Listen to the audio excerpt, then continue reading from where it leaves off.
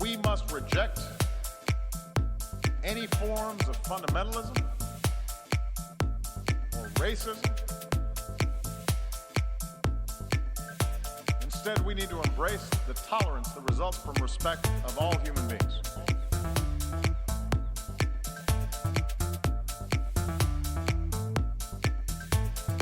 I am here to say our house is on fire.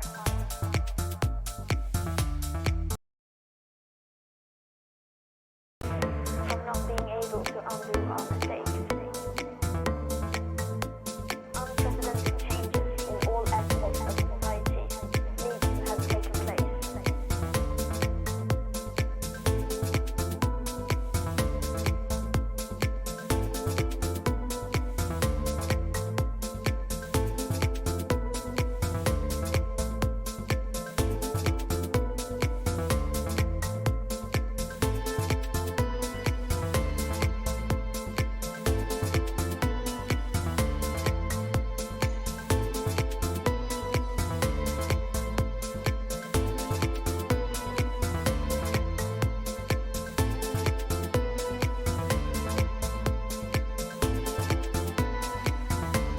We all have to do better as leaders in tamping down rather than encouraging. In tamping down rather than encouraging.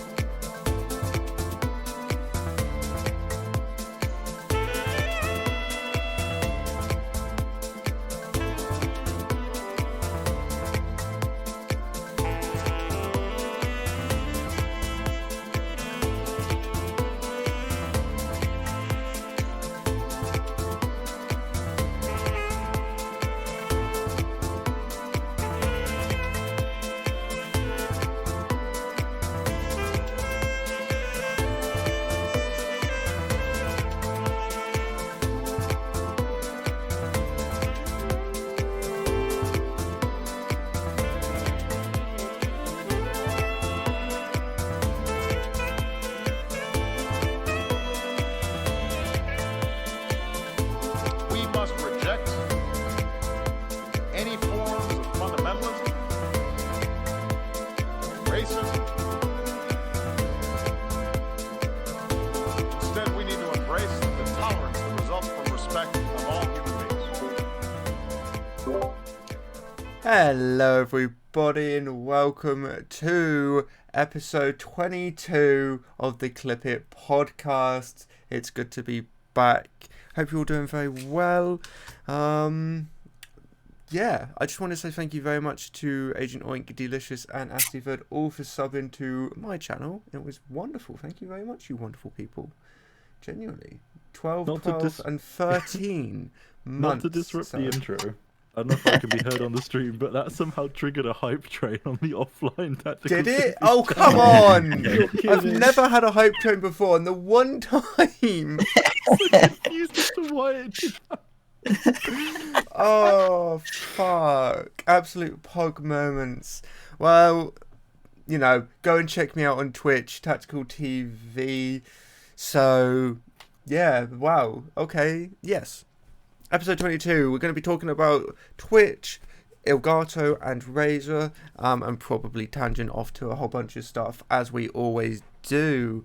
Don't forget these podcasts are recorded, uploaded to YouTube, Spotify, Google Podcast, Apple Podcasts, and a whole host of other places. So do check out the links in the description for those. And well, this intro has gone as well as it normally would, so let's go and introduce everybody else. Hello, good people. Hi. Okay, we're just all coming in. Yeah. Yeah, Oh, okay, hell yeah. this is how we always do it, you know. We are introduced. We are joined today by the. introduced. We are joined today by the ever talented Agent Oink, Lacking in some regards.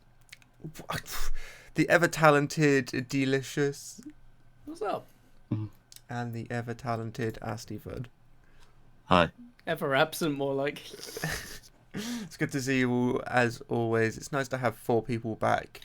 Though when it was just me and Phelan and me and just me, Alfie and Phelan, I think they were still great podcasts. What I tried to say there is the last 2 podcasts we did were still really good. I enjoyed them for We're sure. getting ripped off. What the hell? What do you mean? Well, it turns out there may or may not be another Clipit podcast. I Is know. that surprising? Damn, they set it up after us, but they got more views on their first video. Wait, what? We beat him in episode 10. It's fine. It's fine. I haven't heard about this. Are they live? We competing right for now. airspace? Oh damn! Are they on No, Twitch it's or on- YouTube? I can only find YouTube uploads from 3 months ago. I so believe, shout out Charles, to they're them. Made the available better from, podcast win. That's from not wherever fair. you get your podcasts. Spotify, Apple Podcasts, Google Podcasts. I'm sure they're available everywhere. Oh, that one. Yes, I've seen this. I've seen this podcast before. Yeah. Okay. Doctor Disrespect got banned from a COD tournament due to fear of being banned from Twitch. Oh, okay. Yes, that's fair. So yeah, Awesome.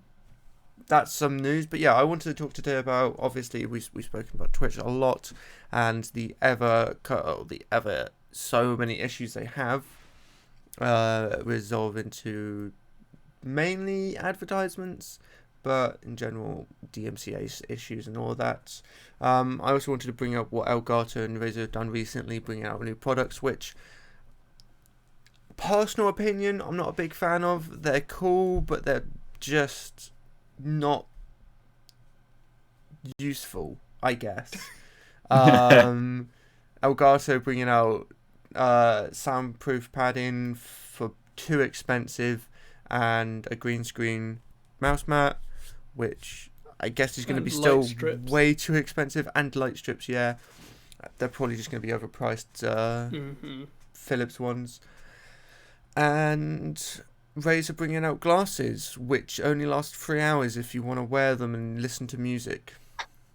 And as Phelan figured out, you can't turn off while wearing them, which I don't. Yeah, I'd go for another brand of smart glasses rather than Razer, but Sometimes yeah, you Thankfully, the glasses. market's very saturated. yeah. Luckily, there's hundreds of them out there. But yeah, as mentioned, we'll probably tangent as always. We always have our fun. So yeah, What an intro. yeah. Man. No, let's start off with Twitch. So I saw a tweet the other day by someone who he does a lot of analytics, especially to do with Twitch, new features they're bringing out and all the mistakes and stuff they do. And one of the things he tweeted recently was a graph showing the different percentage of channels in different view brackets or average view brackets, which he tweeted out after like a more corrected version when you're just looking at affiliates and partners, which turns out that if you're averaging between 0 and 6 views, you're in the top 30% of users. If you're between 6 and 10, you're in the top, I think it's 16. And if you want to be in the top 1, you have to average around 200 viewers, which that just surprised me a lot. Well, basically royalty though. Like I think you get around 6 average viewers just from. I'm hitting 6 average viewers at the moment. There we go. Look at that. We are class. So yeah, we're in the mean, top you are, 16% or growing into the top 16%. No, you guys are what makes it exciting, honestly. Yes, I am. Thank you. But no, that just surprised me because I'm assuming it's because they're still counting a lot of channels that aren't streaming. I don't see why they would, Yeah. but I'm assuming they're just doing all Yeah. channels overall. Another stat I saw, which was a reply, and this is outdated, I think this was 2017, but someone was asking if he would be able to compile any data or get any data about people with their payouts, like what percentage of affiliates get their actual, their minimum amount of $100 and paid out. And I think it was like 2017 or like around that time, it was like 25% of channels who were affiliated actually got paid out, which is a tiny amount. Jesus. But I don't know if that's changed much now. I genuinely don't know. I would have said it is from my personal experience and seeing a lot of the people who I stream with and stream around. A lot of them do hit that payment goal, but I don't know if that's just because, you know, they're the people I play with, you know, people who are in the same sort of bracket as I am. But yeah, that just surprised me. You know, a tiny amount of people ever see money from hitting a feature that's meant to make them money. So certainly something. I don't know. Twitch is one of those weird platforms where it's hard to grow, but when you snowball hard. If you know how to. It's weird. Like YouTube, you can make videos and get hundreds of thousands of views, and then your channel will start snowballing from that point onwards because YouTube starts, you know, showing people this popular video, and then more people come to your channel. Well, Twitch is one of those weird ones where it's easier to grow from a different social media page and bring people on than getting discoverability on Twitch. Most of the viewers I have met and gained are through other streaming channels, either through raiding or just making friends, which, you know, I love doing, and I can't thank those people enough for it. But yeah, it's just weird to think that there's what, it's a difference with like 70% of channels aren't even averaging 6 views, probably nowhere near that in general. Yeah, I know I'm certainly not. I feel like an extra element to that would probably be time streamed would be relevant, because a lot of smaller streamers I am aware of probably don't stream over the 4-hour mark, will very rarely stream over the 4-hour mark, probably averagely do 2 hours, which is probably a big factor. I was thinking about how you'd narrow it down when you were bringing it up earlier, right? Like what would you use to determine between people that have streamed before but like aren't streaming actively? Like, where would you set the threshold? And I thought probably the easiest way to do it that's going to annoy the least people, it's still going to annoy people, because like no matter where you set the threshold, it's going to exclude some people and include others that some people wouldn't consider regular streamers, and you know, it's going to cause problems. I was like, fuck it, just do it for affiliates. Just start with affiliates and up to partners, because then there are people that Twitch have already deemed to be streaming enough at some point, even if they were like on a break now, to, you know, earn money from it, right? So if you just looked at the data for only affiliates, I think that would be a pretty decent way to compare it. Then you could see where like the viewer percentages were to be in whatever percentile for affiliate streamers or affiliate and partners, etc. You know? Yeah. Rather than all viewers, because that's a lot of people, or all streamers. I think it was, what was it? I don't know if it was Blitz who said it or someone else in my chat, but someone said that, I don't know if these numbers are real, but like at one time on Twitch there's 100,000 people streaming. So I feel like that number's way out, to be completely honest. But I guess that's like at that time there's at least 100,000 people streaming at that one time. I don't know. It's those are the only numbers I've seen. I'm actually going to try and find them, see if he went into any more detail on it, because I'm curious. Yeah, 100,000 sounds. It sounds too low, actually. I'd imagine a little bit low, but obviously I don't know. Yeah, Exactly. it's hard to say for sure. But like talking about Twitch, like the other thing I'm interested in is they recently tweeted out saying, "Oh, we saw that affiliates is trending. Send us your favorite clips." As you guys wonderfully know. And they proceeded to put a tweet out the next day of just a bunch of streamers' clips compiled together. And I just want to know. Did you make it?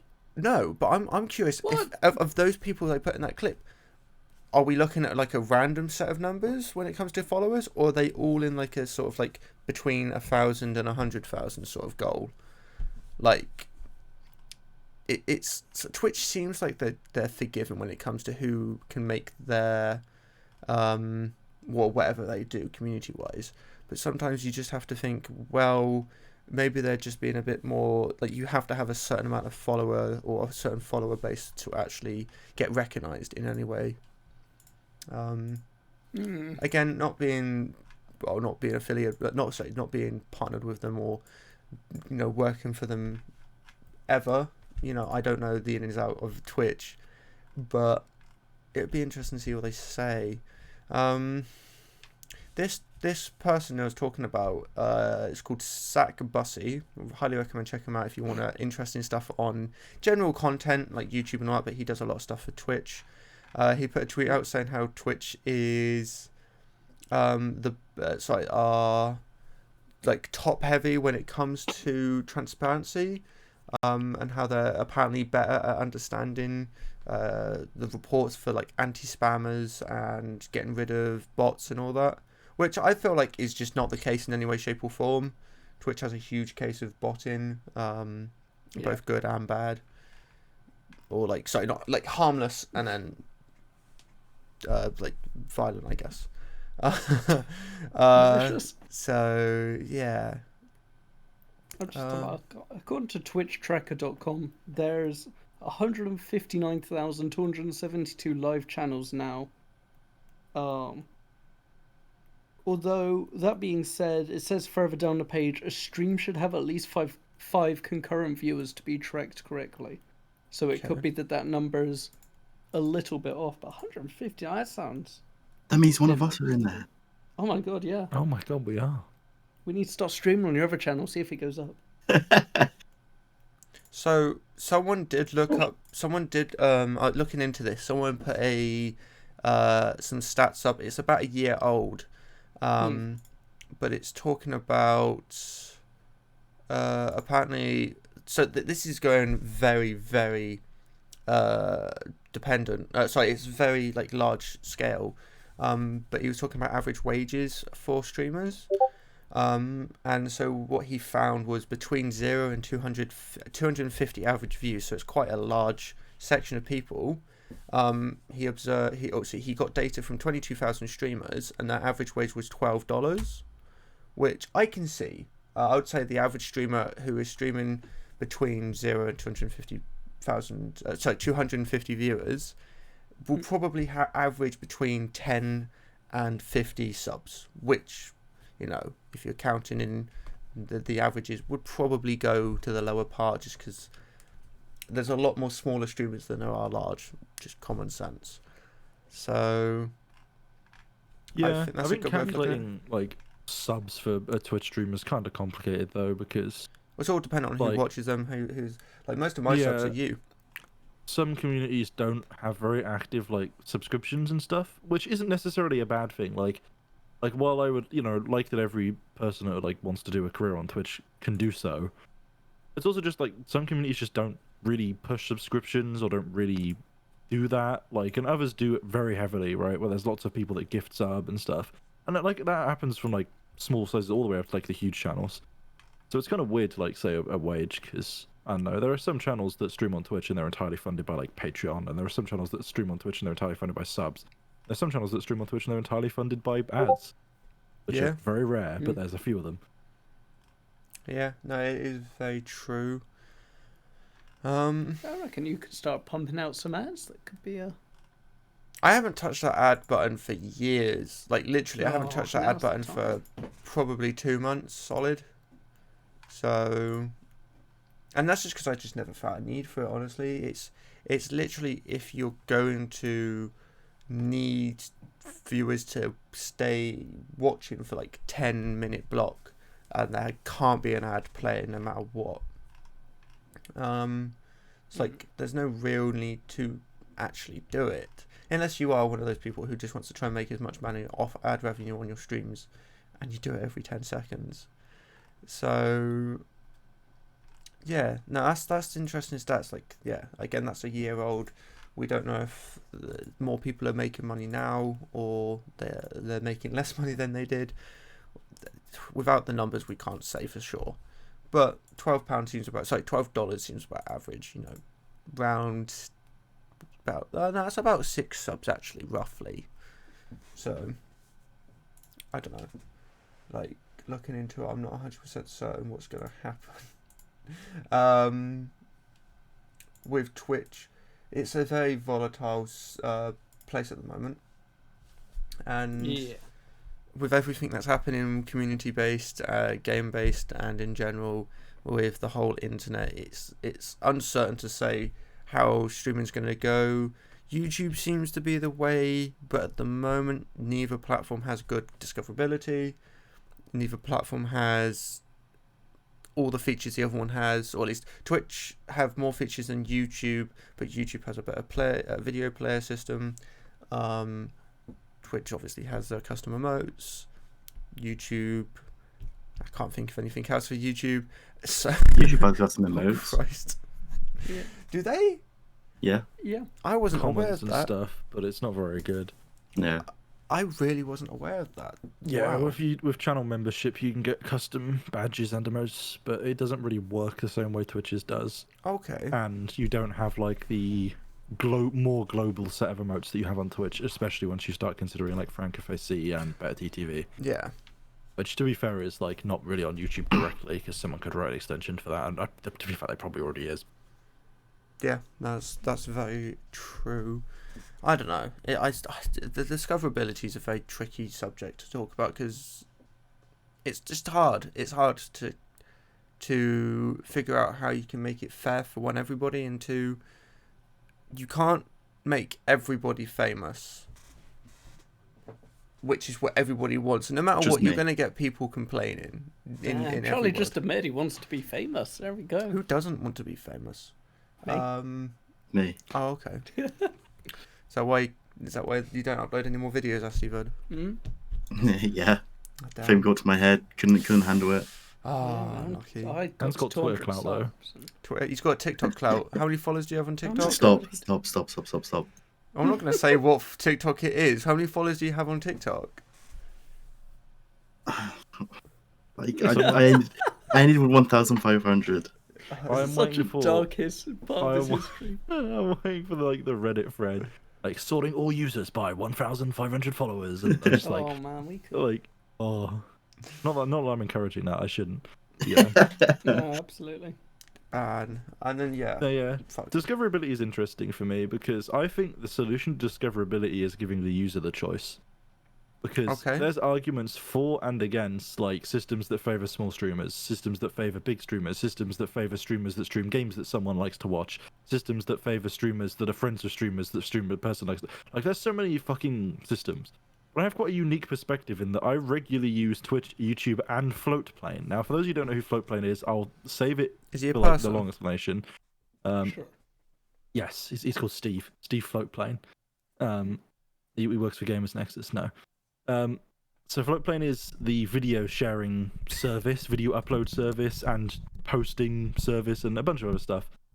Started by Linus Media Group, by Luke specifically, for those of you that know who Luke is. And it's meant to be it's not meant to be a commercial success in the same way that YouTube is. It is for people that want to pay a specific creator to get exclusive benefits.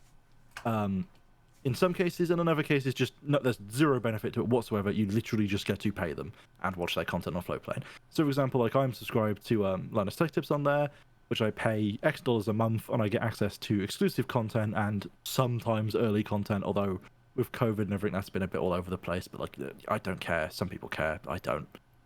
And the thing with that platform is that there is zero algorithms. Like the comments aren't sorted by like; they're just sorted by date. The uploads, they're just sorted by date. The recommendations, they're just sorted by things you haven't watched in date.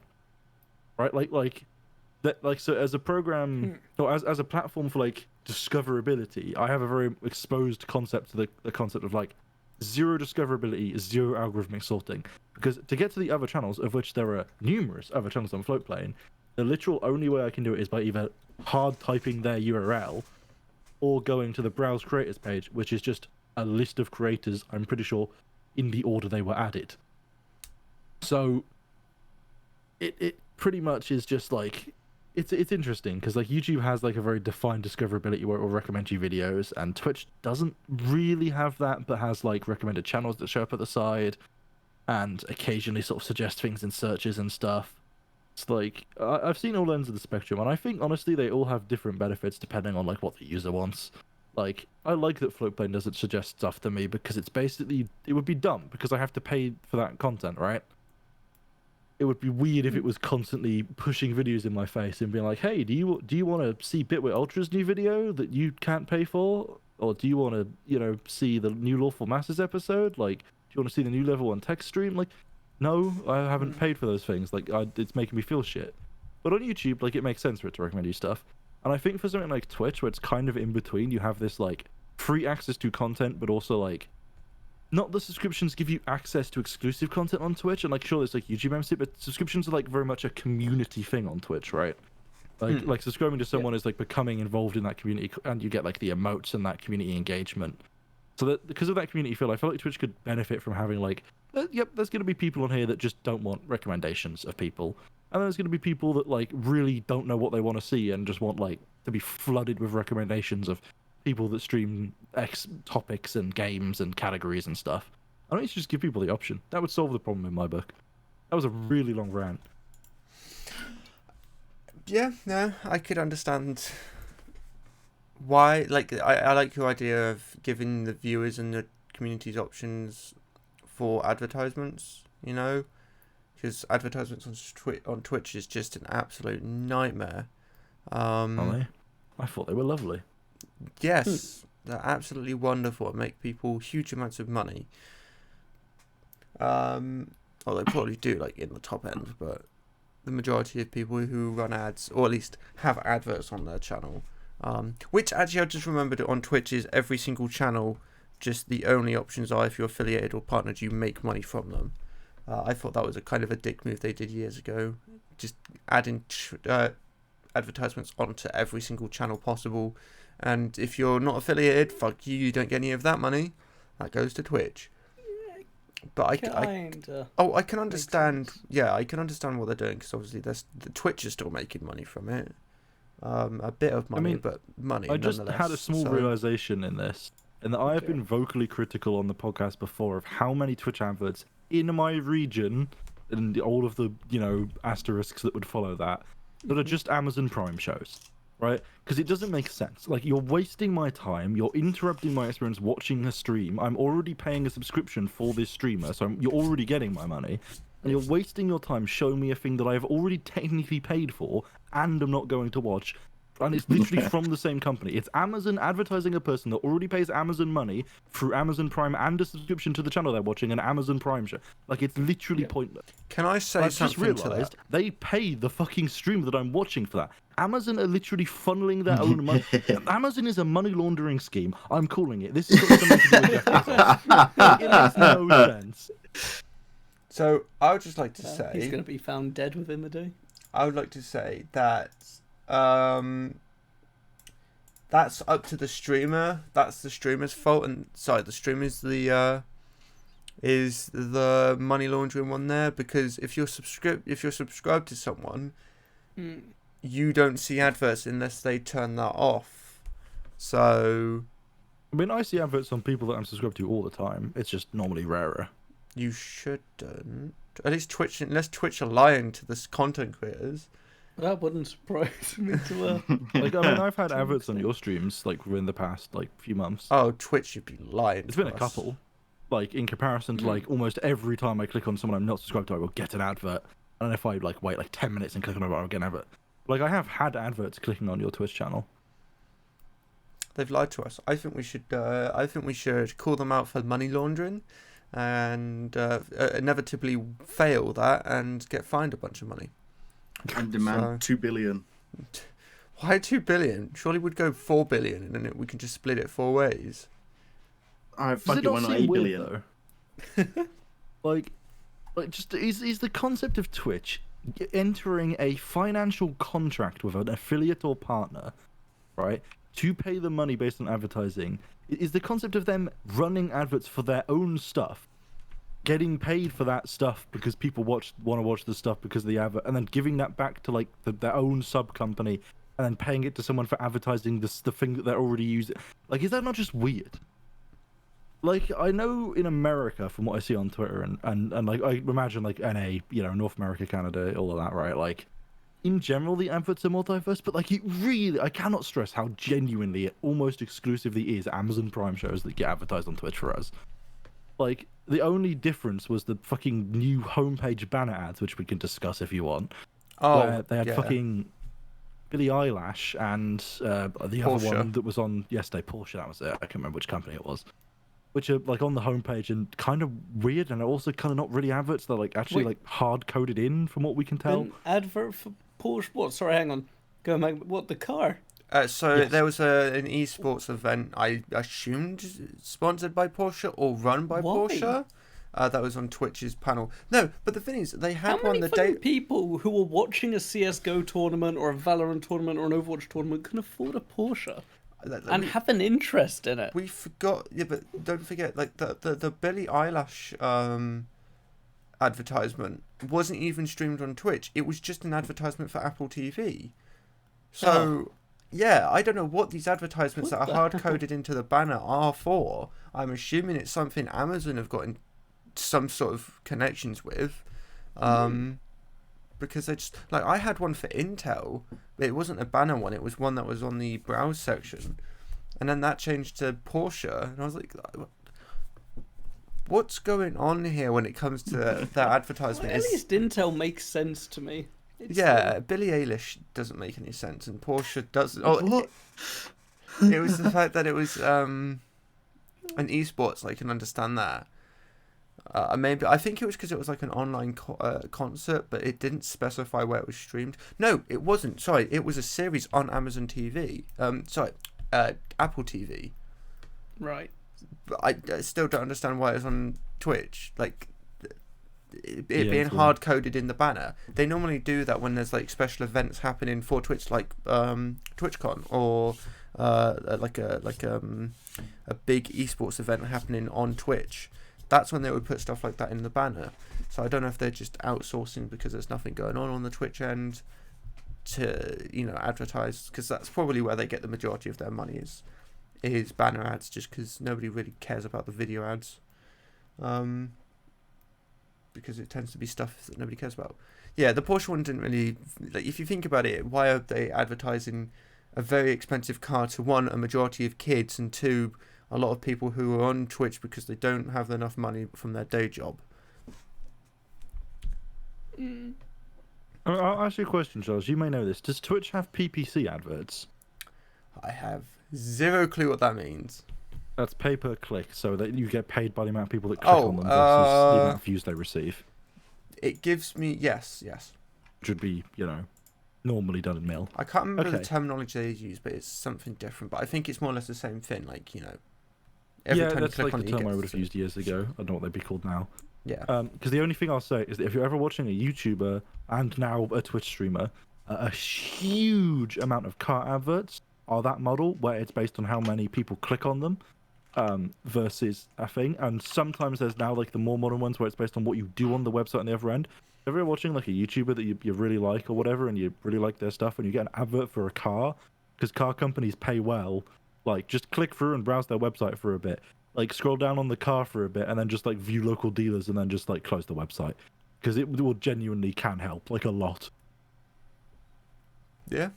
That's good advice. I always try and do that when I get an advert that I suspect is. If I'm not wrong, Twitch is a standardized amount for per click. So it doesn't matter Twitch, who like, the does it- sponsor is. I wouldn't. Let me switch to my main Weird. account, and I'll tell you what it is, because I can't check on my podcast one yet. Because Yeah, we're not it's affiliated. possible Let's get the that podcast that one. Twitch Twitch sort of like acts as like an intermediary. They just like receive ad money and then pay you ad money based on how many people click on ads on yours. I don't know. It's Maybe. weird. Twitch is weird. Yeah. Again, it's not very documented. Or at least the advertisement side imagine of not. it. But then again, they're shit when it comes to advertisements in general, unfortunately. Right, I'm just having a quick look on this. So if I go onto my current one, I'm not going to go into too much detail on this, obviously. But the information they do give us is... Sorry, it took me a while. Fucking none of the pages were loading. Here we go. So, revenue share for advertisements. Mate, you are allowed to contractually share this, right? I don't know. God. Probably shouldn't then. So I I'm not presume going to you say no. I'm not going to say there's certain amounts they give you. They have it in different groups, so different places get paid different amounts. Even though, so they've got different groups. However, they all pay out the same. I'm assuming that's for a imagine- tax reason. It's possibly tax reasons / just like advertising regions. Like even if they end up paying you the same, like the actual adverts they get run in those groups are different. Yeah, that's very true. But talking about that, it's done by CPM, which, Yeah. if I remember googling that correctly, was It's views, yeah, 1,000 views. yeah, every 1,000 views. Okay, so yeah, that's how they just give you a standard amount for every 1,000 views. Then Yeah, same as YouTube. Interesting. Although, well, I say that YouTube does have click-through ads. but yeah, there you go. It's not the best paying thing, but I guess if you've got thousands of I mean- viewers, it's gonna make you money. From what I hear from big Twitch streamers, and this is to not be explicitly critical of Twitch, because I don't think there's much they could really do about this with how the current system works. But from what I've heard, like a lot of big streamers, people that have got thousands of subs, like 10,000 subs even, right? Like they couldn't give less of a shit about advertising because they do make a decent amount of money from it. At that point, when you're averaging like thousands of viewers a stream and you're streaming regularly, like it does become a more viable portion of your income. But at the same time, once you're at thousands of viewers a stream and you've got 10,000 subs, it's immediately like not relevant, and it just ruins like the viewer experience. So it's kind of this weird problem where like if you're a small streamer, you might have less subs. Advertising doesn't really pick up much of the slack anyway because it doesn't pay particularly well. As you get to like bigger, like advertising starts to pay better, but then you've got a bunch of subs anyway, so you don't give a shit. Like it's kind of weird. Advertising on Twitch is basically kind of pointless. Yeah, no, it's I feel like they just Other need than to. making their money. I know that is, we spoke which about it. obviously. Yeah, I know we spoke about it last time. Hopefully, this server they did will hopefully either mend some stuff or sort something out with the advertisements. It just would be nice if they actually put time, effort, and money into figuring out how they can get a better advertisement system on the Twitch platform, which will either make money for them, more money for the community, also for the actual people streaming, or just make it better for like everybody. Just take ads out, I guess. Something I've just seen here, which is kind of going a bit off topic, but I feel like someone mentioned this the other day. I do apologise if you did speak about it. But apparently the producer of the Hogwarts Legacy's quit. After a history of anti-social justice videos, it was exposed. It seems like anything to do with Harry Potter, if you get involved with Harry Potter, you've got a bad history, and it will be found out. Like, Yeah, that's pretty much how the Harry Potter community is going. Yeah. that's just You know what I mean? yeah. That the Harry Potter community, they're all just bad people. Wow, there's an article here saying that the new glasses from Razer has a built-in speaker but no RGB. Yes, if I've got something on my face, I come don't on. want shining lights. Yeah, but so many headsets have RGB these days. Like, not on my higher end, but even like Razer ones and my cheaper ones for no reason. You aren't going to see that. You may as well put on the glasses. Oh, How are you meant to we make should phone do? calls now? sorry, this is exciting news I wasn't aware of. Three new topics in a No, minute. This I'm is a just reading record for articles us. because I'm just curious. Elite Dangerous Odyssey Alpha takes off later this month. Yes, they actually released a full gameplay video of a mission raiding a base on the ground, and it is very alpha. There are like multiple things that look like slightly jank or like the AI aren't particularly threatening and stuff. But it's alpha. It's not even beta, right? Like, Yeah. oh no, that footage is pre-alpha. The alpha comes out at the end of the month, so like, but overall it looks cool. Like it was fun. Like people got on the ground and. You got this one guy that's like kitted out as like more like a technical engineer and stuff. So he uses like like a blowtorch to get through like a panel and hotwire the door and open that up, and then like they get in there, and one of the guys is very entertainingly, exceptionally like gives zero shits about everyday people's lives, and it's like, yeah, well, there's some like citizens in the way here, even though they're like running in fear. So I'm just gonna murder them, and kills like 5 innocent people, and it's just slightly weird. Interesting. But yeah, like they go in there, they like perform a hack, and then like they get swarmed because like the base alarm goes off after a time because they like suppressed it for a while, and then they get like in a combat situation, which basically equates to like 40 people shooting them and doing like 1% damage every 4 years because, you know, the area wasn't particularly threatening. That was one of the biggest criticisms. But again, you know, pre-alpha. And in general, it looked good. Like, I'm in the alpha access for, I'm so used to being in elite betas. It's so weird to have an elite alpha that's actually public. It's really odd, but I'm in the alpha access for Odyssey, and I've actually been considering streaming it when it releases, so Please do. possibly see I want some to of watch that. content. I expect a lot of jank, but Odyssey looks really cool. You're you know. streaming it. I don't care what you say. Okay.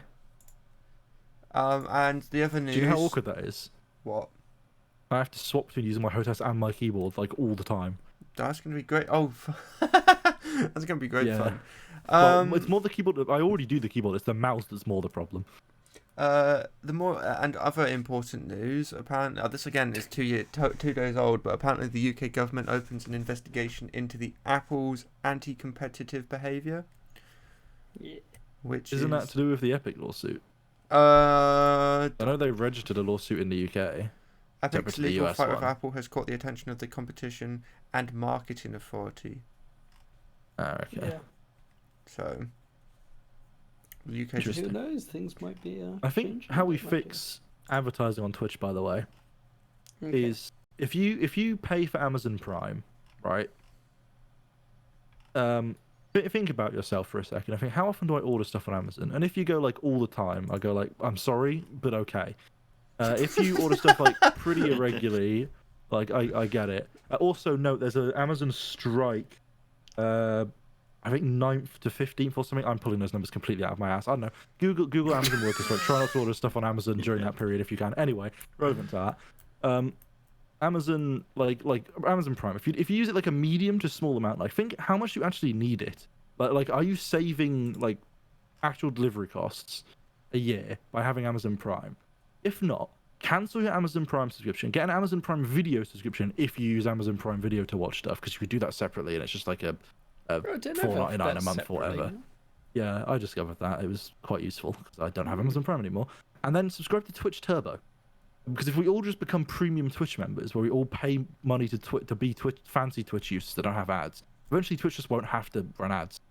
Like, that's the solution. Just have everyone join Twitch Turbo. But then And Amazon still gets the same amount of money because we're just all transitioning from paying them Prime to paying them Twitch Turbo. yeah, I guess. Yeah, I think I'm in the court of I use it You're in court. frequently enough. I get their next day delivery frequently enough that it's good for me. Yeah, I got to the I don't point know now by where how if I much. deliver something, if I buy something and it doesn't deliver the next day, I'm like, this is slow. Because I'm just so used to Amazon next day delivery. I guess the convenience of that is that I was very used to Amazon next day delivery, but I also always ordered things at like 3 a.m. because of how fucked my sleep schedule is. So I never got next day delivery. Oh, So no, I guess no, I'm no, no, actually no. less used to it than... You did? Because you ordered it at 3 a.m., let's say on a Friday. You were going to get it Saturday. No, Yeah. not with most stuff that I order. It's If you- before 4 p.m. normally, sometimes before like 7. Yeah. If you buy it on a Yeah. Friday at 3 a.m., you're going to get it on the Saturday. No, Yes. What? no, Yes. no. Not where I live. Like if I ordered something like today, what day is it today? Like Sunday, Yeah. right? If I waited through and it came Monday and it was like 3 and I ordered something, that thing will probably not arrive on Tuesday. Okay. Interesting. Depends on what it is. So it's not the fact that you're buying it at a different Amazon time. stuff tends to arrive, like Amazon basic stuff or like the fucking gift cards and shit. But I'm pretty sure that's because they have that like in the fucking vans. Okay, I need to make sure of something. Are you sure you're buying stuff that has Prime delivery? I mean, yeah, when I was buying stuff. Fulfilled by Amazon, Prime next day delivery, all that shit. Actually, I need to look. I need to find if. And so that's the other thing, is there are different levels of Prime. Like if you type in, I don't know, just like a generic product like screwdriver, you'll see some will say Prime delivery. Let's say it's the 7th today. Some will say Prime delivery by the 9th. Some will say by the 10th or 11th. So you've got to look into it and make sure that it is definitely next day, which is kind of annoying, to be honest. Yeah, no, it is. I'm not quite sure why they do that, but I've noticed they've definitely started doing it. I need to look to see if there's anywhere that sells the Go XLR, because currently Nowhere. Really? Yeah, Toman's the only place I can find, but that's... Yeah, we know what that's like. Yeah, Well, and I with, guess you're just with gonna have to buy Brexit. something else. But there's no other real good mixture unless I want to spend £500 on a Not road not fucking... to get political, Oh but god. vote Remain so that Tactical TV can auto go XLR. Oh, Bit late. yeah, alright, sounds good. No, didn't we agree on voting Leave? Oh, no, we did recently. Oh, what was it? Oh, the camera issues. Oh yeah, that's why. Oh yeah. Oh god, we've got so many fucking things to weigh up. Yeah. It's, Why not? Let's talk Good, I about guess. these because politics is confusing. we can teach It's fucking Jowan all about this. Oh, just what he always Oh wanted. Yeah, god. Just what I've been waiting for. So basically, go. Jowan, we've convinced everybody in the Discord to vote Leave now. Wait, what? Okay, hang on. This isn't as informational as I thought it was going to be. This is just straight up propaganda. No, it's not. Pretty sure that's illegal, bud. Yeah. Wait, what the fuck? The irony of this is that none of us even got to vote with that fucking thing anyway. That's the most annoying thing. No, okay, you carry on. I'm just gonna send this in chat. Carry on, you started this conversation. It'll wait for you. So, basically, good old Delicious here is looking into getting a camera, probably a DSLR, maybe a mirrorless. I don't think you're too fussed on them, are you really? The difference? No. And you were looking into getting a 4K one, or one that can record in 4K, I'm guessing 60? Like, ideally, yeah. And when you were looking into it, you discovered some interesting laws, especially from the start, and then it started to open up like a flower from that point onwards. What the hell is this? Would you like to explain? Jesus, yeah, I'll try and do it put me in plain English. So it turns out that at some point, when did we decide it was it 2008, maybe earlier? 2007, I thought, but I might be misremembering. Yeah. The European Union had an increased tax on cameras that could shoot video, and I believe video was classed as anything 480p or above. I think it was 24 FPS. So it was like all-encompassing, was the idea. And this made, obviously, cameras in the European region slightly more expensive. I didn't know about this. I've never looked into buying a camera before. There were talks about scrapping this in 2019 and a couple other times throughout the years. However, it's not clear if that was actually done. I can't find anything on it actually going through. Yeah, it is weirdly mystical. For some reason, no one knows. And I'm like, how does an institution as bureaucratic as the EU not know whether they scrap this or not? Like, I mean, Yeah. I'm sure they know, but like, how's like no news article can confirm? But like, there are news articles about it. They're like, there were talks in 2018 and 2019 about the EU scrapping this tax increase.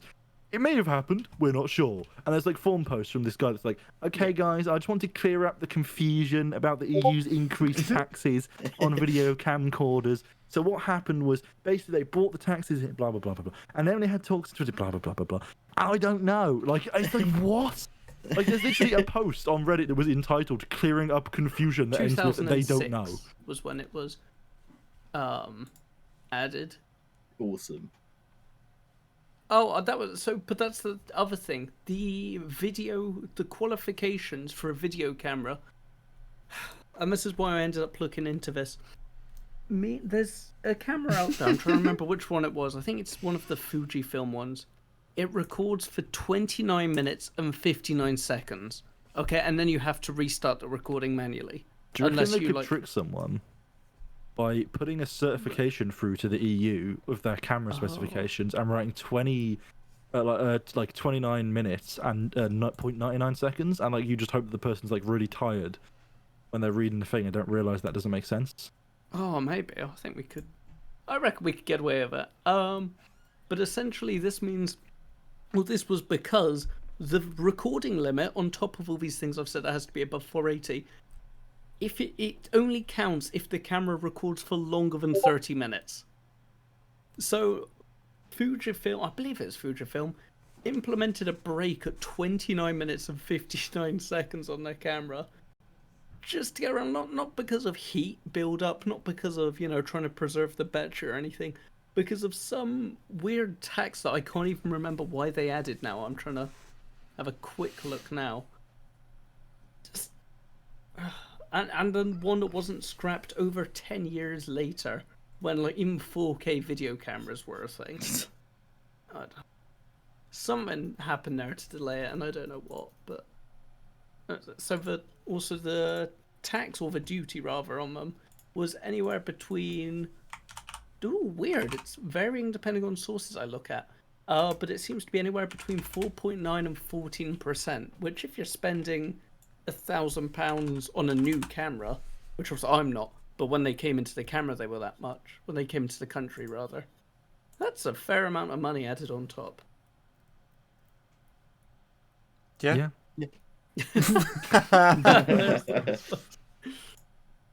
Yeah, no, like I really don't know what happened. It took like, I don't know. Well, I still can't tell you if it's over.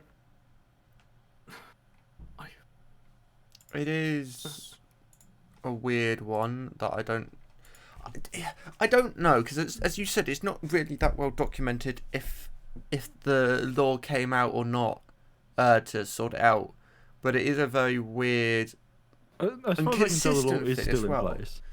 It's Yeah, consistent. That's what I'm seeing, because I'm seeing articles from 2019, like mid to late 2019, where people are still talking about it in article, Yeah. which suggests, and then nothing after that saying they were going to talk about it again. I have no clue what happened at the talks where they did talk about it. Right. Apparently piss all, but there we go. Oh I yeah, suppose and then just to complicate the story more, there's some like international technological trading agreement as part of like the World Trade Organization, like the Information Technology Trade Association, and so like a Singaporean-based institute that also like has an agreement with like most Western countries, or most countries on Earth that the Western countries weren't in until 2016, where we're like basically all of us joined up out of nowhere and we're like, hey, yeah, we'll join your infotech trading agreement that technically like nullifies / overwrites this law, but also like didn't really apply properly, and it gets really confusing. That was a tangent I ended up going down researching this. Yeah, it's so much going on. I wonder actually if So I'm trying to remember what the specifications for this import duty were. Like I wonder if.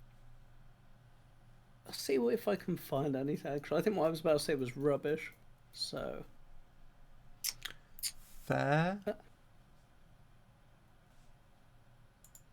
Yeah, no, from what I can figure out, this thing is consistent. However, what I thought it was just an overheating issue, because I know. It's on some cameras. Just Yeah, not a I know lot. there's a Canon that has the same issue, but it's like it can only record for half an hour long. However, people have come up with fixes for it. Yeah. So, yeah, it's weird. It is weird, and I guess you're just gonna have to pay more.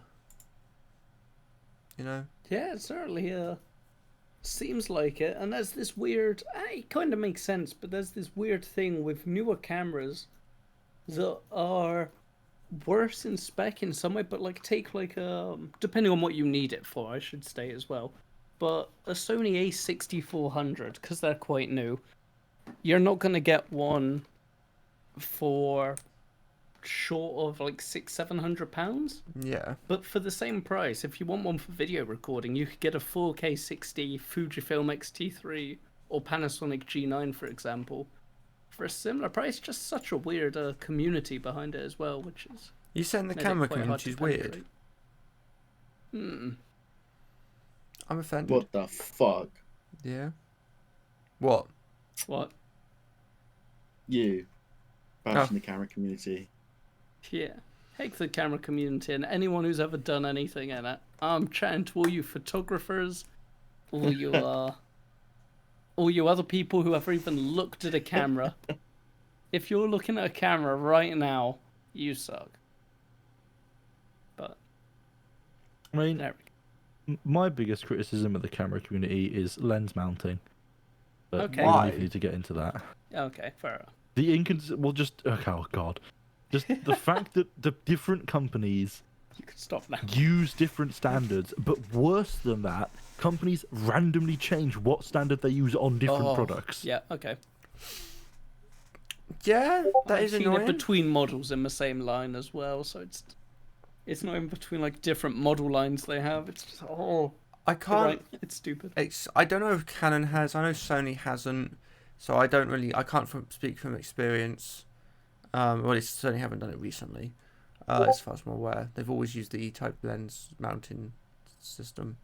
But it is annoying. Like, I wish it was a universal between all cameras. I don't understand why it isn't, because you can get adapters Money. quite cheaply. Money, yeah, that's true. Because most lenses cost more than the camera these days. So. Oh, sorry. I think that's been going forever. Lenses just cost more than the camera because it's it's where you can make a hell of a difference. You can have a very basic body of a camera and have a really expensive The camera lens. is the cinema tickets, but the lenses are the snacks you buy in the cinema. No, I'm not going to allow that. Also important to note, Delicious will come to your house and grab you if you ever go to a cinema.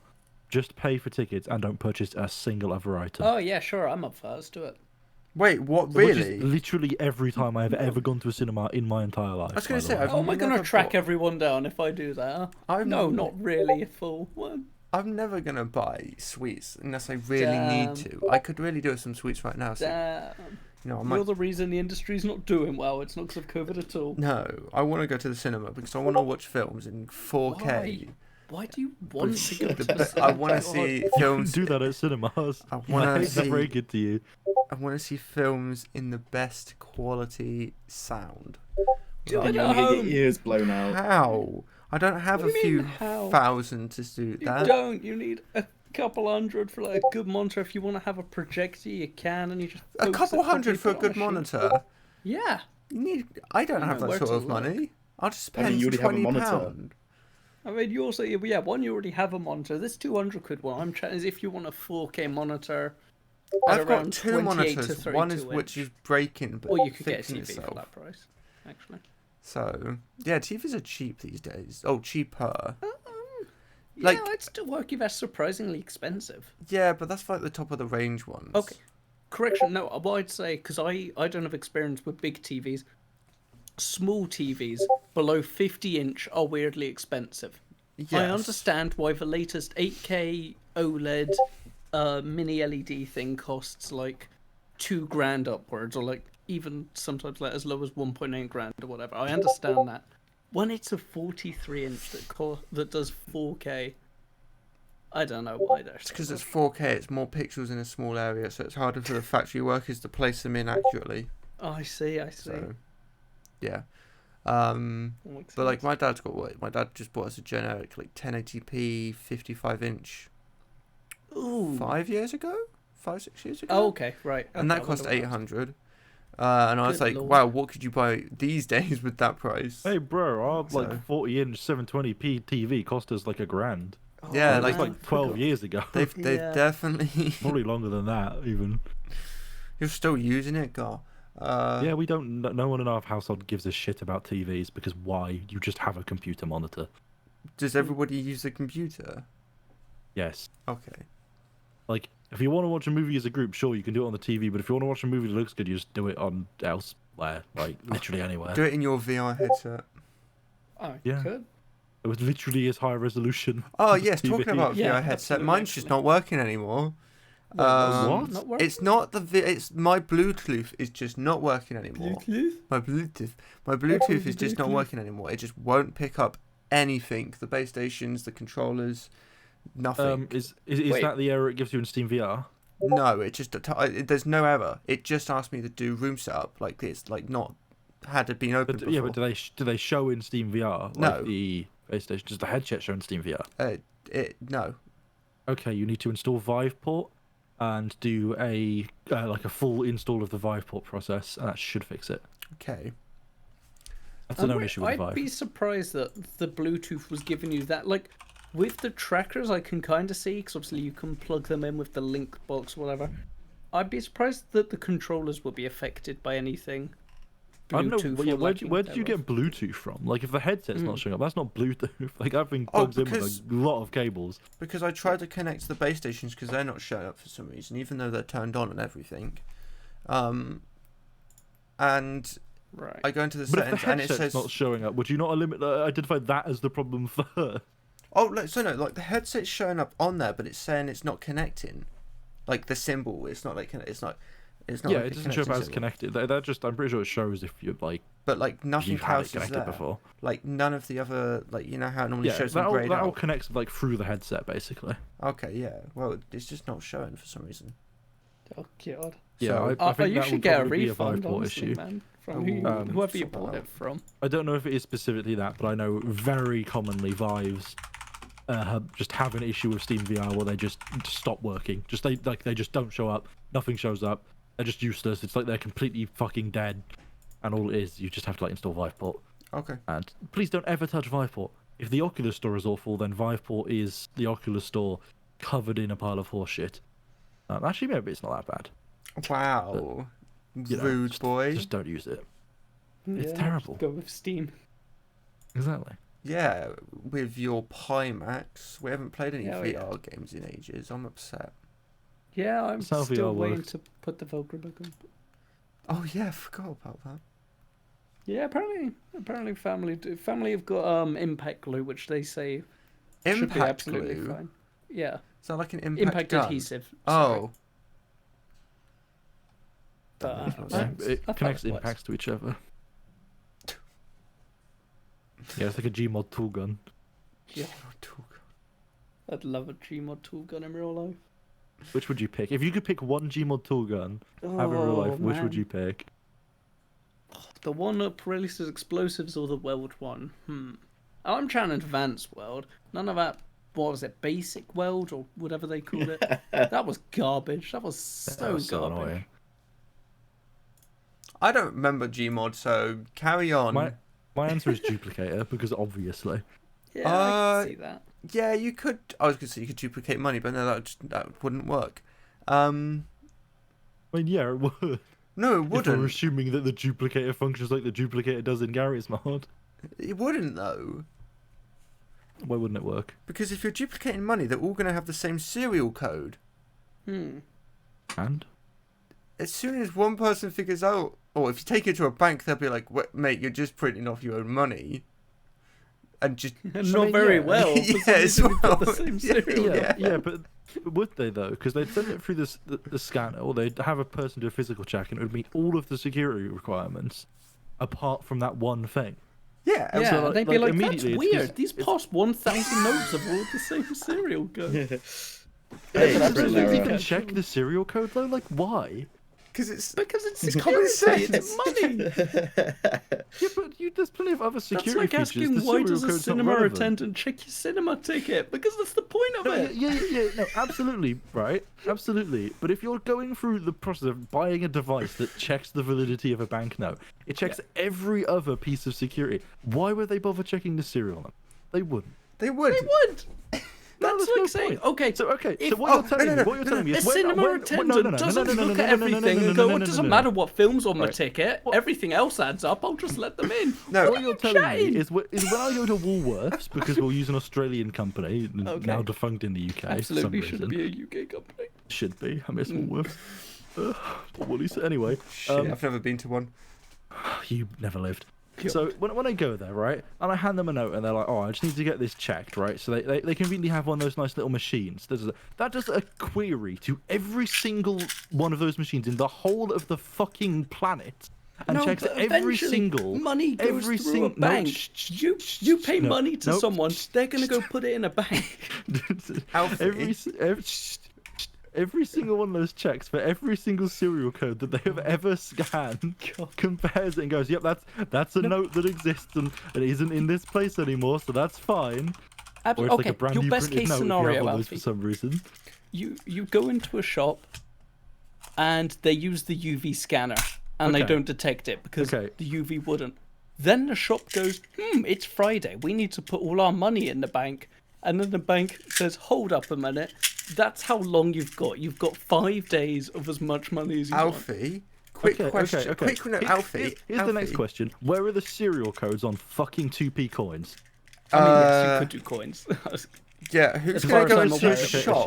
I'm gonna need like a freighter, but I could just like duplicate one of those Quick as well. question. I think I debunked your whole issue straight from the start of when you started. You know how you went in, you said, okay, so if you go into a bank and they go through all the notes and they go through all the security and then they Yeah, check they the... check every single serial of every single note that has ever existed. No. The problem there is, if you're duplicating the same note, all the security things on it are the same. So they just do any Yeah. security check on it and it's going to be like... But all the security things are the same. Well, not all of them, but the majority of them are the same on all notes anyway, because that's how the security things on notes work. Oh, are we talking like the UV... There's loads of security features, yeah. There's so many. Like, Too there's many. likely many we don't even know about. Also, like, I realised that this whole discussion is flawed, because why the fuck would you duplicate plastic notes if you could duplicate anything with a duplicator gun? Like, duplicate gold, duplicate the planet, Yeah. like there are way more important Okay, no, things. there's issues with the planet. How? What do you mean how? You have a duplicator gun. That's how. Yeah, but you have to be. You can't just duplicate it next to the Earth because you're just gonna blow the Earth Oh, up. absolutely. Look, Charles. I'll describe it to you. I pull the gun out. There's like a hot scene. It zooms in my eyes. I do like a western, like ready to draw. I shoot to register the Earth. It picks up the Earth, right? Yep. Then I shoot to place. Connection problem in the top right. Okay. And that's it. The server just Oh, crashes. Oh, and then the entire Earth just lags. I see. I see one big problem. I see. No, sorry. I see. Is this a this is a question? Is this a question? This is a question. Is it possible to pick up the Earth? Yes. Yes. That's not a complicated question. So, are you? That was easy. Next question. Fuck yeah. How are you confused about this? Of course you can pick up. I'm not the Earth. confused. Next by question. It. Can you write on paper? Yes, you can. Can you shine a light to the moon? The moon. If you pronounce it correctly, yes. The What moon. was gonna be your argument around picking up the Earth? I need to hear this now. Because Yeah. you pick up if you pick up a bit of dirt, that's not the Earth. But you weren't asking like if me personally could pick up the Earth. It was conceptually, can you pick up the Earth?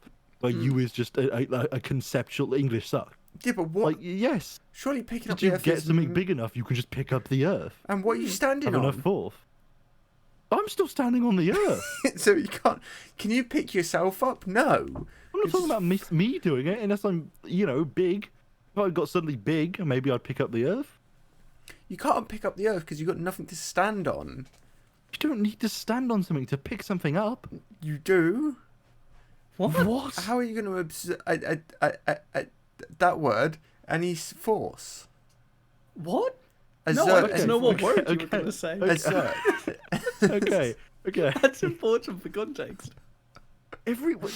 Right. Have you used a skipping rope? Not in recent years. Okay, but you have at some point in your life. Yes. There's a snarky comment to be made there. Did you remember just dropping it, just losing the concept of moving an item in your hand? No, it the just second floated your there. feet left the ground. No, it just floated there. I normally would spin it, let go, and then do my jump in. Okay. I'm not even sure. Actually, talking about gravity, I found a great mode on BeamNG. Oh, Right. okay. Oh, yeah. So for reference, we recently got BeamNG. Okay, no, for Yeah, reference, that's it, good. it got even That's better. our latest No, impulse purchase. For reference, yeah, it was even funny. I got gifted it by the wonderful Corporal. Thank you very much. I'm enjoying it. At which Hey, point, you Corporal, you Phelan did then this just to us. bought it. Ash was like, "Shall I buy it?" And we were like, "Well, God, it's up to you." So he proceeded to buy it. And then I came up with the great idea of why don't we all just put a bit of money so we can get it for Alfie. So now Alfie has Yeah. it. That just makes me sound like Did an I ever asshole. send money to Caden? I don't know if I ever sent money to Caden. Let me check. I'm not sure. Just don't. No. Okay. Yeah, you're right. We'll leave it. But you know, if you go onto any map, Also, Oh. just to note on BeamNG, thank you for being able to drive, Phelan. Okay, continue, Charles. fuck off. You're welcome. You can. It's really not difficult. I will show you after this podcast. I have got so much better. Oh, good Um, God. I would actually like to play it again. But if you go onto any map, you can add traffic. So just fucking do it. But the thing is, because it's just traffic, doing it on a racetrack is quite amusing.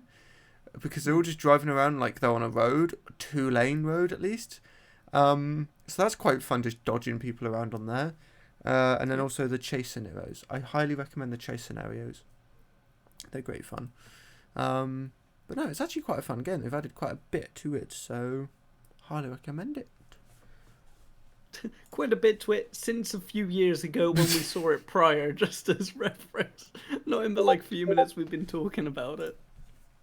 They're very busy with the updates. It's been COVID, so let's calm down on the updates. Hmm. The multiplayer mod works fairly well, at least. Yeah, I was A few surprised. desync issues, but I think one of the biggest issues was if you go into slow-mo, obviously it completely desyncs your client compared to the server side, or at least maybe. because that's what I noticed. Mine was really out of sync because I kept using slow-mo. I was pausing like just before you rammed into me at the end, which could have caused. Yeah, pausing Not that also I think desyncs about as it, well, but- as I accidentally figured out. But Yeah, I was trying to be smart there. I didn't. I haven't looked into making servers, but I assume it's not the easiest thing in the world, so let's not bother. It's actually relatively simple. You just have to join a Discord, and I couldn't be bothered. Yeah. I hate things that make you join. Controversial Agent on hot take of the day. I hate things that make me join a server to just do something that could just be a downloads page, like software that Yep, distributes I'm with itself you. through a server. I understand if it's like a canary build or like a very very early or like a nightly build of some software, right? But your main build, if it's through a Discord, like fuck you, like just fuck you. I have Yep. serious social anxiety. I do not want to join your Discord server of 400 people even then, to get it's this just mod. the effort that's of, why like, he's doing a podcast. joining, then you have to download, then you have to leave it. Yeah, but there's no one here. It's just you guys. I'm just speaking. There's no one watching. I'm genuinely worried if I get anywhere on Twitch that I just have no hosts because you're too too scared. What, of you're me. gonna forget? I actually us? just Why I would actually we- need to speak to you about a Twitch project later, Charles. Yay! Lord. Equal Nuke's working on something that looks absolutely stunning. Talking about Twitch as well, so Shout out. keep an eye out for his channel. And today I was invited to a creators SMP. It's only a small creators SMP, but played that for about an hour earlier. Quite a lot of love. The people are lovely. And that's part of Ricochet's crew, so I highly recommend checking him out as well. Oh, that's nice. So, yeah, it's just normal. I genuinely don't understand how the server ran as smooth as it did, because when they first started it for the first half an hour, it was only running on a gig with 8 people. Yeah, Vanilla's not particularly intensive though. Yeah, they're trying to get a proximity chat working. Use the Mumble Prox mod.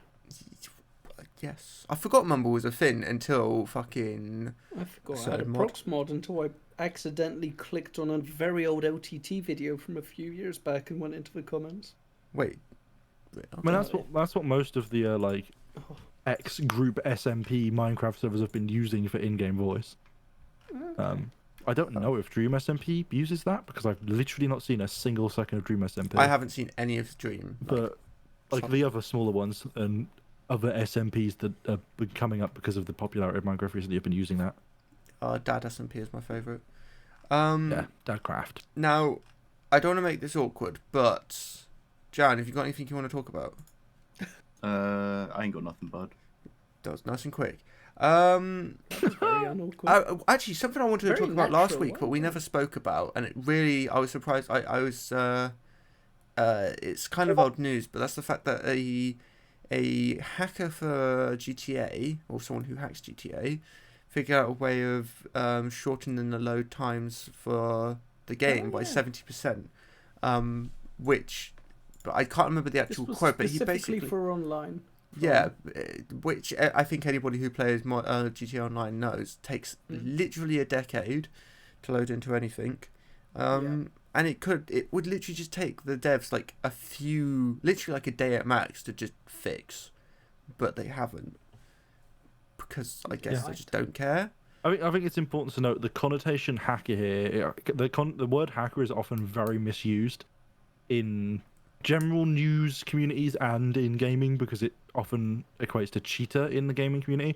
Yeah. By hacker here, we mean someone that just played around, poked around, decompiled the software, had fun with it in non-traditional ways. We don't mean someone doing anything illegal or malicious. They're actually I'm a not really sure cool what the person. laws are on decompiling. files is the only thing I'm I'd say pretty there. sure it's completely illegal. Okay. Okay, very well. But Like, yeah, like no, if you were to redistribute it and stuff, and yeah, like sure, that would be bad. GTA 6. That's true. But yeah, no, that was interesting. I'm surprised. I'm just surprised GTA just haven't fixed it even after this came out. That there must be a reason, or they just can't be asked. It's Rockstar. What do you think? That's because they're working on GTA 5.2 for the PS5. Oh, yeah, you're right. It is. And the reason they're not actually fixing the issues, they want to make it super fast on the PS5, so more people buy the PS5. Oh, I see. So, They're yeah, playing the long con, man. This shit's been going on for 12 when years. I don't want to think about when GTA 5 was I think released. it's 12 Yeah. years now, isn't it? 2013. I thought. Oh my god, it was 2013. Oh my Jesus. god, so 9 How years. have they been? To be fair to them, they've been doing pretty well off that multiplayer for Oh yeah, they're fucking rich as over shit. 7 years. I Now. think they were rich as shit before they even did GTA 5. Oh yeah, but they're well richer now. Like, Yeah. They could fix all of Scotland's issues because of GTA 5 money issues. and what's like Take-Two's revenue? Nobody Yeah, knows. it's like 1.5 billion last year. That's like half the population. No, a seventh of I know the that pretty much population. the only like successful things that Take-Two make is literally Rockstar games. Like, Yeah. does anyone play 2K games? Like no. It's just literally just Red Dead Online and Yeah. GTA Online. Red Dead Online is I not played do. anymore. I think you're underestimating the consoles. It's the shit show. There's nothing to do on it. Yeah, you can gamble on it though and spend money on microtransactions. Oh, That's but very it's not true, and I've legally done that. gambling. Fuck, Or I got my free gold bar. I haven't done anything with it. Oh. Free gold bar. Display it. Nice. I still haven't played Red Dead Redemption 2. I pre-ordered that game for some reason. I literally played like 2 minutes of it. It's because of you. I pre-ordered GTA 5. Oh. Pre-ordered GTA as well. Man, I think I. Yeah, but we remember played you- that. I mean, we did. Wait, what didn't we play? GTA 5. Well, we did play GTA 5, yeah. We absolutely. Yeah, we got loads of hours in that. I mean, yeah, it was okay. Oh, is there any updates on your absolutely. keycaps? Good lord! Topic change. Wow, this is weirdly out of place once again. I'm just curious. Well, the key Evidently. switch tester is still coming. Just the singular keycap that I ordered that would have been free thanks to all the discounts they gave me has been cancelled due to a lack of stock. Damn. Which I think They is could- bullshit. Yeah, there's. It would have taken them multiple days to cancel. Like when I saw the email, and I just saw it in my phone saying like your order's been cancelled. I was like, oh no, they're on to me with the key switches because I slightly did something silly. Okay. No, apparently they are. From what I know, the key switch thing is dispatched, which is why I was even more surprised to potentially see that it had been cancelled. I'll see if I can track it now, actually, because I've not bothered. I don't know. Okay. Why? What were you wanting me to? Oh no, I was just curious because you didn't reply to my message, so I was just wondering if. anything Yeah, else I happened. looked at it and was like, well, I said everything I needed to, and it wasn't Thanks. even key caps that I was getting. Sorry, I thought you were getting like a whole set of keycaps, which I was like, oh, that's cool. No. Oh, sod off. Lord, do you think I'm rich? Yes. I ain't got enough money for those. What were they? Pudding keycaps or? Oh, they were beautiful. I just don't have the money for that either. Well, I do, but I shouldn't spend Really? it. So. Dear. All I can so- think about right now is Gigapuddy. Do we want to know? No. Okay. Those who know will know. So apparently the Xbox Series X and S and the Xbox One will soon be getting an upgraded Microsoft Edge Chromium based browser that supports game streaming services like Google Stadia. Oh no. So What? Why do they need to install Edge to do that? Isn't like what? yeah, I don't know. It's I thought you were just Microsoft. going to say that they were getting Chromium Edge, which would be cool. They get like a modern browser. I don't know what the browser situation is like on the consoles at the moment. imagine about where it was previously, and that it exists but isn't really used much. Although some consoles only have the browser for the thing, don't they? Like when it needs to like pop up to like authenticate like a 2FA code or whatever. Yeah. You can actually like use the browser independently. Back in the day, my mum tried to convince me to just, because I wanted a PC and I was gonna get a laptop and make it like a gaming laptop PC setup. I was convinced out of that by these two, but my mum was trying to convince me to just get to get a keyboard and a mouse that would be compatible for my PlayStation and just use that as a PC, which I'm glad I didn't, because this was back in the PS3 days, so you know, features were limited. What was I going to say? I was going to say something. I can't remember now. Fuck.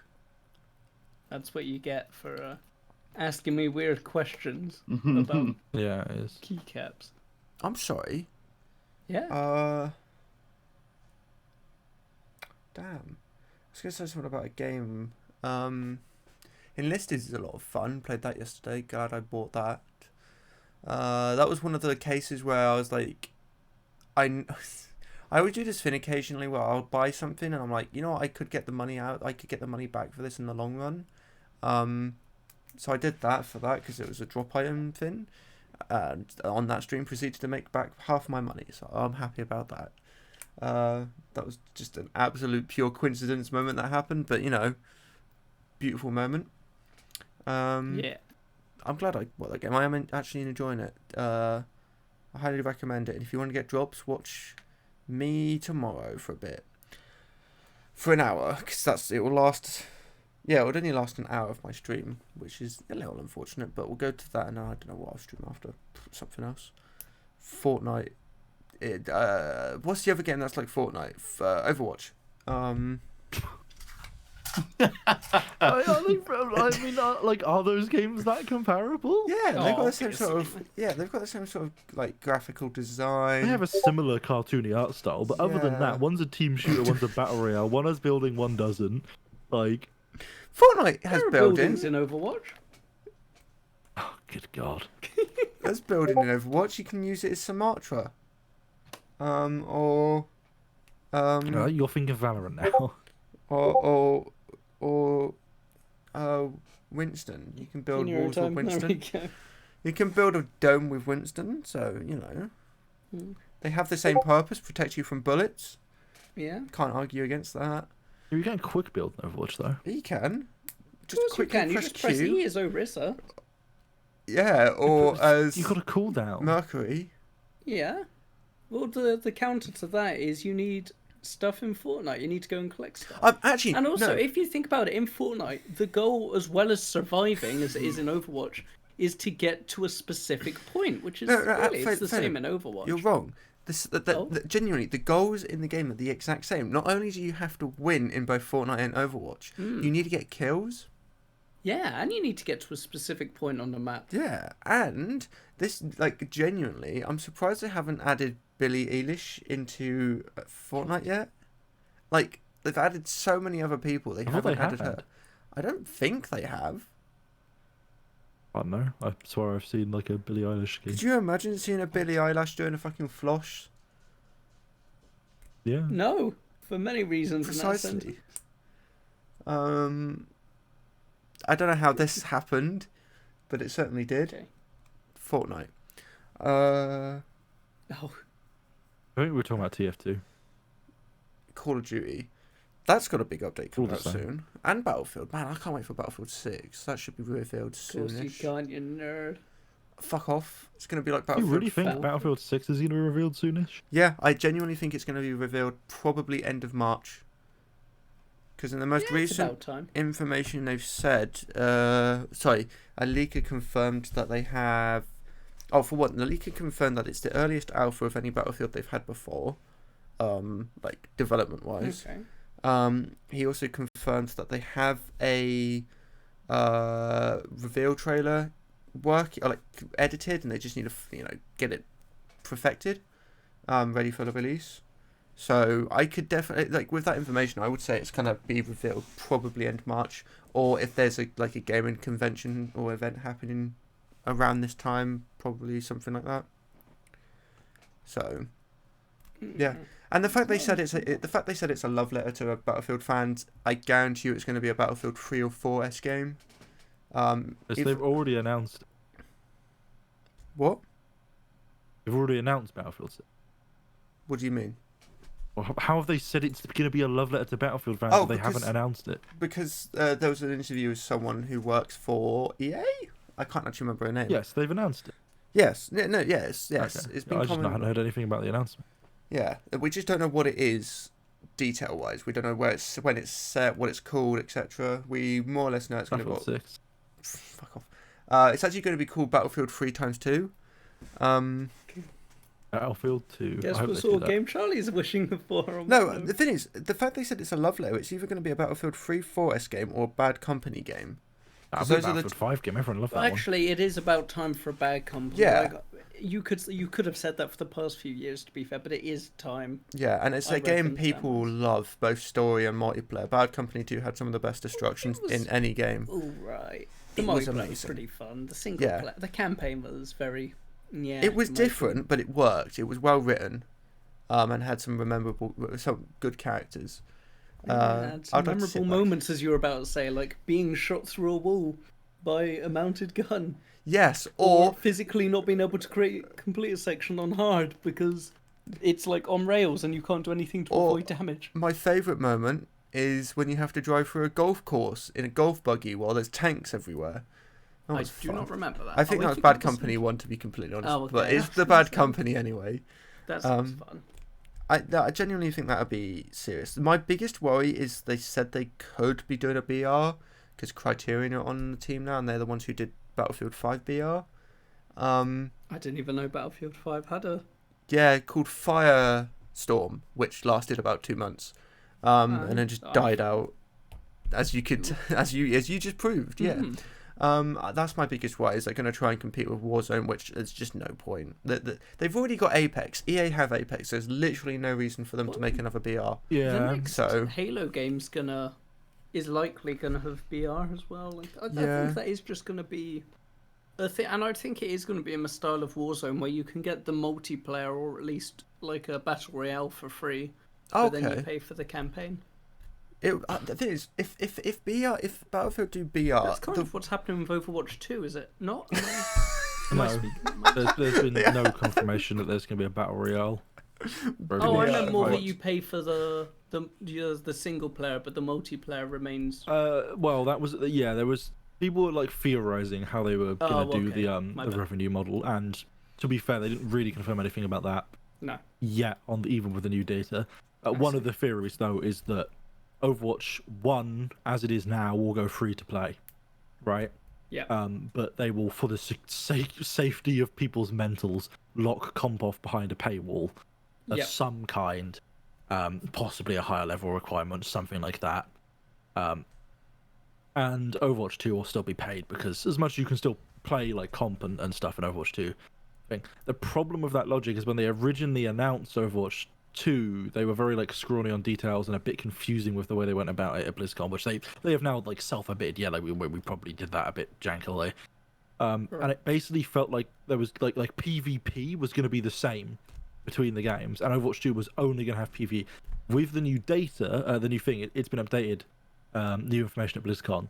It's very clear that they are completely, not completely, but that they are undoubtedly changing PvP. Right, like there's gonna probably be role passives now, right? So tanks give less ult charge to the enemy. They have knockback resistance by default. DPS move a faster move speed. Like healers have self heal. There's going to be like things like that. There's also, not to read into this too much, this wasn't confirmed for anyone that hasn't watched the streams and cares, but if you analyze the content, you'll notice that 5 players on one team visible at any given moment, of which there's 1 tank. So it's possible that the game is going to become 5v5 in PvP. And so there's like a lot of stuff that they're definitely going to change, which, as much as I was like 1000% on board the Overwatch 1 going free to play train, like I would have bet money on that. It just seems like absolutely the obvious decision. I'm not sure now, because if they are upholding the premise they made at original BlizzCon of the games being cross-compatible where they can, even in PvP game mode, like that just doesn't seem possible. Like you can't have the 6v6 engine go into like the thing with like the passives. Like I don't see them being cross-compatible anymore. So I don't like the only way I see them doing Overwatch 1 free to play is if like it's an entirely independent game. Like it has no cross compatibility. Like there's still like the cross progression between the games that like your progression is going to carry over and stuff. But like I don't feel like you'll be able to go into a comp match versus Overwatch 1 players as an Overwatch 2 player, which is what they were suggesting you'd be able to do at the previous BlizzCon. I just don't see how that would be technologically possible with what they showed in the presentation. Other game modes like quick play and stuff, like maybe sure, like I can see that, or like arcade or whatever. Like, and those game modes, you know, they benefit from just giving them the biggest possible player base, right? Like, no one's going to complain about Capture the Flag having like an expanded player base or something, because the people that grind Capture the Flag all day are just gonna have shorter queue times, and like that's not a bad thing in any way. But like Easier the actual main opponents. comp mode and stuff, I don't see that's going to go off. And there was also talks and interviews with the new information that came out about Overwatch 2 about the possibility of cross-platform play and what like they're thinking about that. And the basic summary is that like they're considering it, they're just not sure if it's going to be technologically possible, like with a lot of the stuff they have to do. But it's possible that like comp and stuff, comp probably not likely, sorry, but like every other game mode will also have like compatibility to play versus the people on console and stuff, which should be interesting. I'd hope so. We really should start. Like, we're barely starting to do that in some games. Yeah, The cross-console shit. actual biggest hurdle that like one of the devs was mentioned, I think Jeff mentioned a bit about it in one of his things. It was basically that like they want to do the cross progression, right? So if you've got X level in Overwatch 1 and these skins in Overwatch 1, like that will stay for Overwatch 2. Right? They don't want to degrade for any of that, which is a great thing, like thumbs up.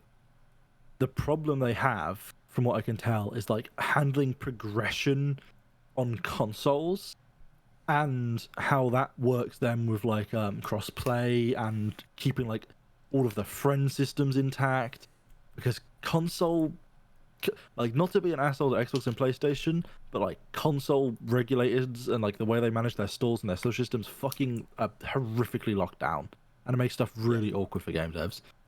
So that's a possible issue that they're gonna encounter, and I'm sure they'll do whatever they do about it. Yeah, I certainly would hope it be, like, say, cross-console at this point, but... guess Yeah, they'll it do should what just they be can. a thing. Like, Overwatch has got a great voice chat system. Like, granted, it's not particularly high quality. Like, but I don't mean, a voice chat system in game doesn't need to be like the peak of quality, right? It just needs to be clear. And Overwatch voice chat is in general pretty clear.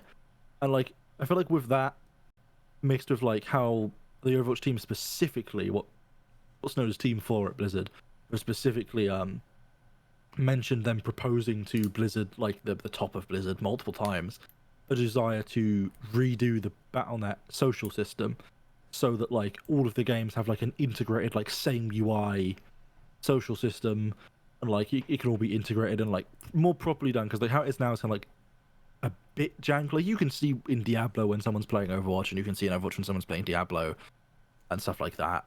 But like they want to like properly integrate it, like create like the user experience to be the same between all of the games, like slightly redo it. I think even like they were talking about like redoing how grouping works and stuff. I mean, if they did that along with like then allowing you to add console players as friends and stuff, like you could have a really nice system. Like you could have a theoretical future where a group of casual Overwatch players that come on and want to play some Overwatch 2 casually, you know, can get on with their two mates from their PC, you know, a couple guys from like an Xbox and one guy from a Switch, and they can go and play some quick play, they can go and play some story mode, and it can all just work seamlessly, and that would be fucking awesome. Yeah, that'd be pretty good. Now, the real question about all of this is, does Charlie remember what he was going to say before we interrupt? Yes, I do. Oh, okay. It was I'm about. impressed. It was about. I'm sorry, I was all on me. It was about Battlefield again. I was just gonna make a joke. I was gonna make a theory that if they were to do a BR, in the ideal world, in my opinion, the multiplayer, the thing that you pay for would be the multiplayer single player, which would be Bad Company 3 or whatever they call it, with a great story, great story, great cast, great characters, and an amazing multiplayer like Bad Company always does. And then the BR aspect would be Battlefield 6 with huge maps, huge battles, you know, with vehicles and all that. You know, just do both, best of both worlds. Yeah, that'd be. But I brilliant. don't. At the same time, I don't want them to do that because I don't want a Battlefield BR because Warzone is, you know, they're not going to compete with Warzone anywhere near as well. Yeah. I mean, the vehicles in COD, like, I mean, like, I've only experienced the BR, so I can't speak for the APCs or anything. I can only speak for the little cars on my helicopters and I think a couple bikes are trash. The vehicles are absolute garbage. Like, But I that's not appreciate them Warzone. finally adding them, like, even in the standard multiplayer. It took them this long to make maps obviously big enough to need them. It was a waste of their time. It was garbage. I don't know why they thought about doing it. On the vehicles in COD Mobile, I can attest for this control better. Okay, again, two completely different games. I mean, not exactly. I'm not comparing, like, Animal Crossing to, like, Billy Bob's Excellent Adventures or Homebrew or something. I'm comparing two games of the same genre, not just of the same genre, from the same people. Is that Wow, Asti from Vid's the same favourite people game? is Yes. complicated. Is Billy Bob's Yeah, Adventure Asti Yeah. Vid's favourite game? What Probably. the fuck is that game? Is that real or did you just make that up? I made it up, but it's Okay. probably real. Billy Bob's Adventure, wow. I don't know. Yeah, I think like my comment on that from someone that has never been a fan of Battle Royale as a genre, or Battlefield or COD as a series, or as their respective series, is that, and the small mentioned failure said towards a Halo BR, like God fucking forbid. Yeah, that would be It's interesting. just why? Just take a second. If you're working, you're listening in right now Okay. from EA, and you're like project manager, it's 2021. You do realize it's not 2016, right? Like Battle Royales like aren't popular anymore, right? Like I would the argue only they recent still are. popular Battle Royale, or maybe two, has been Apex Mm. and Call of Duty, and Apex has literally been in the past like a couple months. For some reason, it just got big again. Yeah, that Like, one's got big. Like Fortnite's I always don't been at like it's a fairly genre that's just steady done. level. Like I don't feel like we need more. Like if a Battlefield Battle Royale released, right? Like now I would just flat expect it to be a commercial failure, like a complete commercial failure. Because why? Why would It's just- anyone play that? They're already playing Warzone. Yeah, Like the there's no people that pe- that Oh, exact game would apply to already are playing that exact game. It's called Call of Duty Warzone. There's no reason to compete against That it being because they're not going to said- beat it. All Battlefield have to do, in my opinion, and even if they do this, it probably wouldn't. It probably wouldn't work. Like it would go the same way as Battlefield 5 BR. Is they need to have their Battlefield vehicles in so they work, and not have the game be 100. No, sorry, it's like over 150 gig now, isn't it? They're warning PlayStation players it might not 200, fit on the isn't it? standard model anymore. Yeah, it's ridiculous. But that's for every. There's I think that's no for reason for- Warzone and Modern Warfare. Maybe and they said maybe you can Call of Duty. separate it. Yeah. Yeah, you and- can. Yeah. I separated it and it made like almost no difference. So I don't know what they've done to the Battle Royale files or the ones that they claim you require. But Yeah, and I think we've spoken about this on the podcast before because I think this is when they announced that they were going to release a thing so you could separate them and stuff. I still do not get why no other teams that work under Activision Blizzard, and I get, you know, there is Activision Blizzard, the parent company, there is Blizzard Entertainment within that, and then there is like, you know, yeah, Infinity Ward as a developer and all of that shit, right? But like the way Overwatch does its versioning between PTR and a thing where you can install them on top of each other, and every single file that is the same, it just shares the files, and then it only has to download the extra content for the fucking PTB is Yeah. stellar. Like installing Overwatch and the Overwatch PTB in separate folders, like they're, you know, 25 gig each or whatever. Installing Overwatch and the Overwatch PTB, the PTB is like 2 gigs extra. It's fucking great. And that is absolutely a system that other game devs need to use. Like they seriously In a do. move I don't think any of us really saw. Because like all of the engine stuff and back end stuff for like COD could literally just be like your standard download like 70 gig or whatever, right? Like I imagine there's like a lot of stuff that goes into that engine.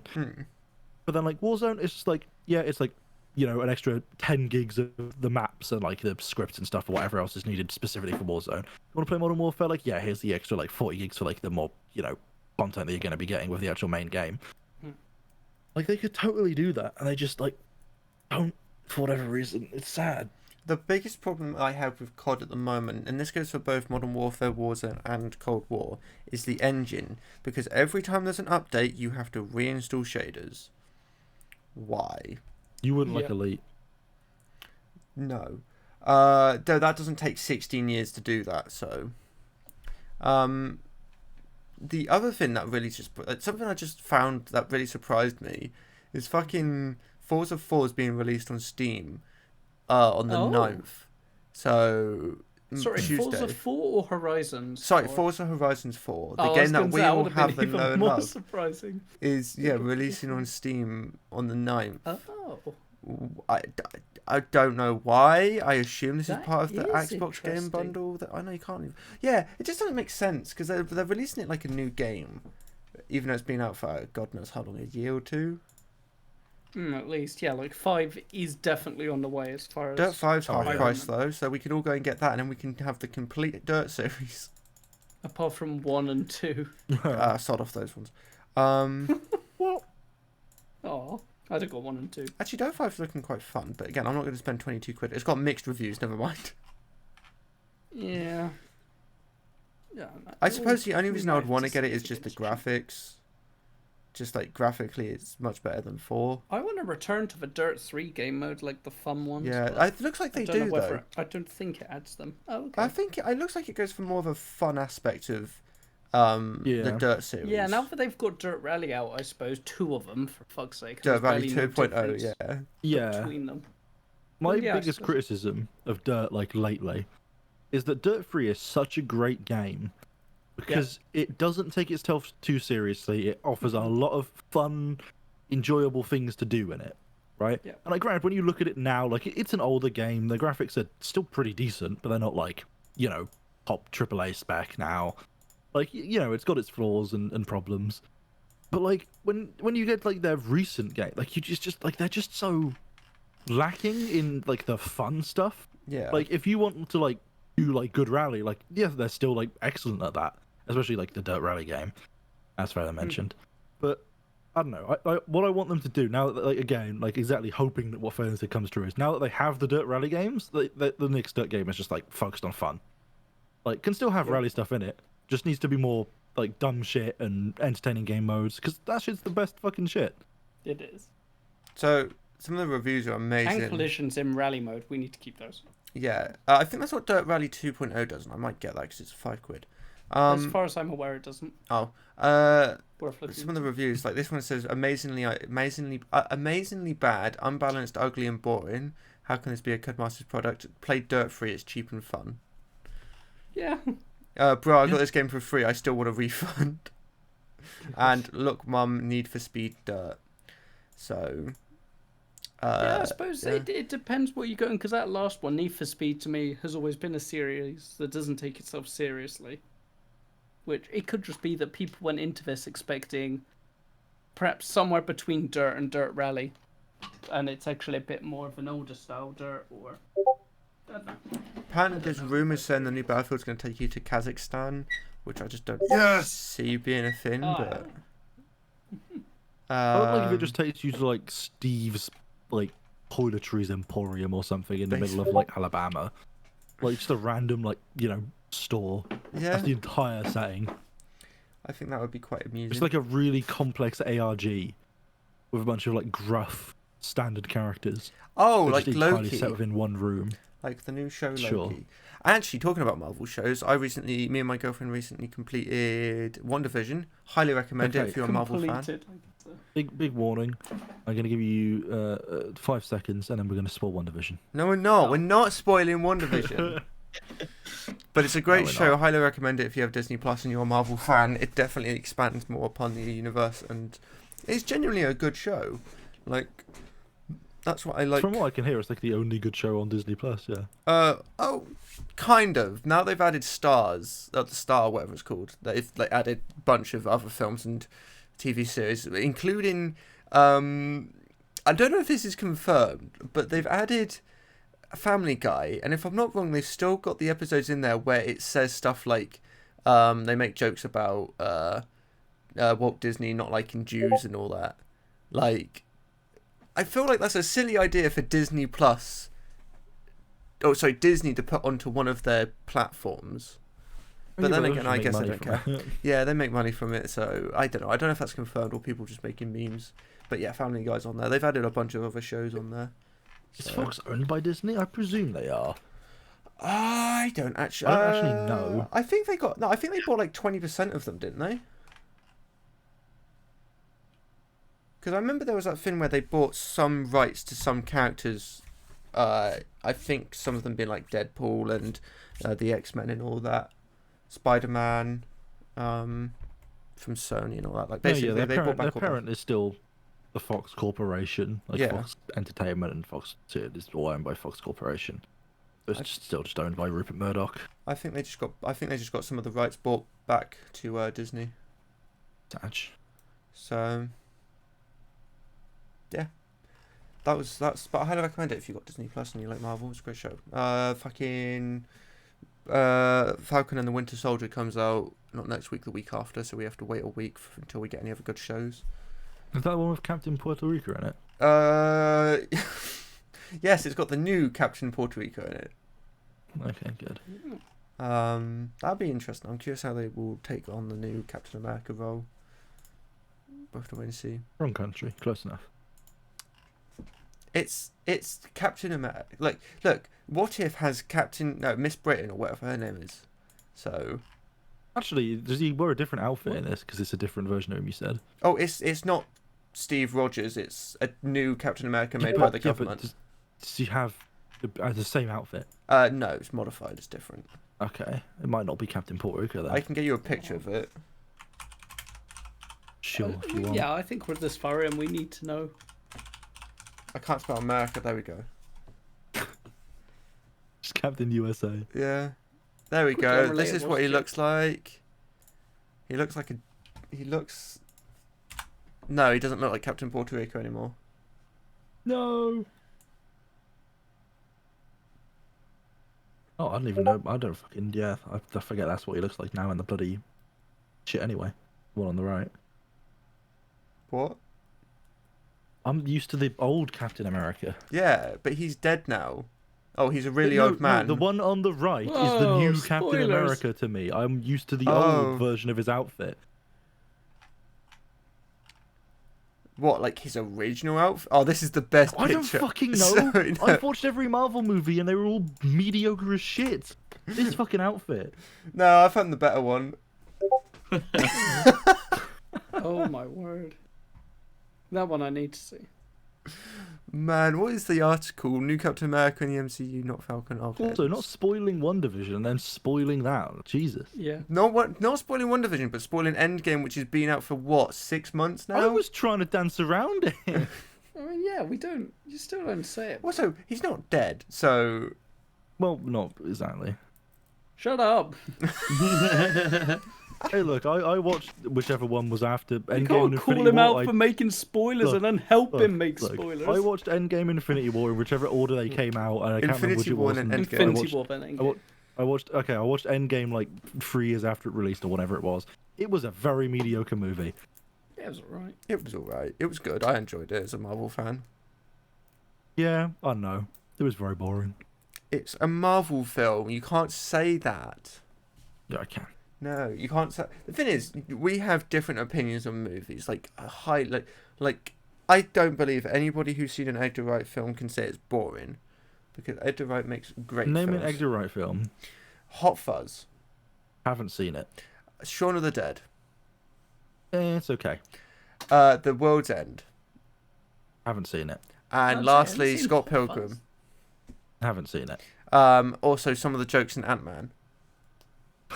Some of the jokes. Well, because he was on Ant-Man for a little bit, and then he had some arguments, and I they like kicked to him out. imagine that's the name of the movie. Some of the jokes on Ant-Man.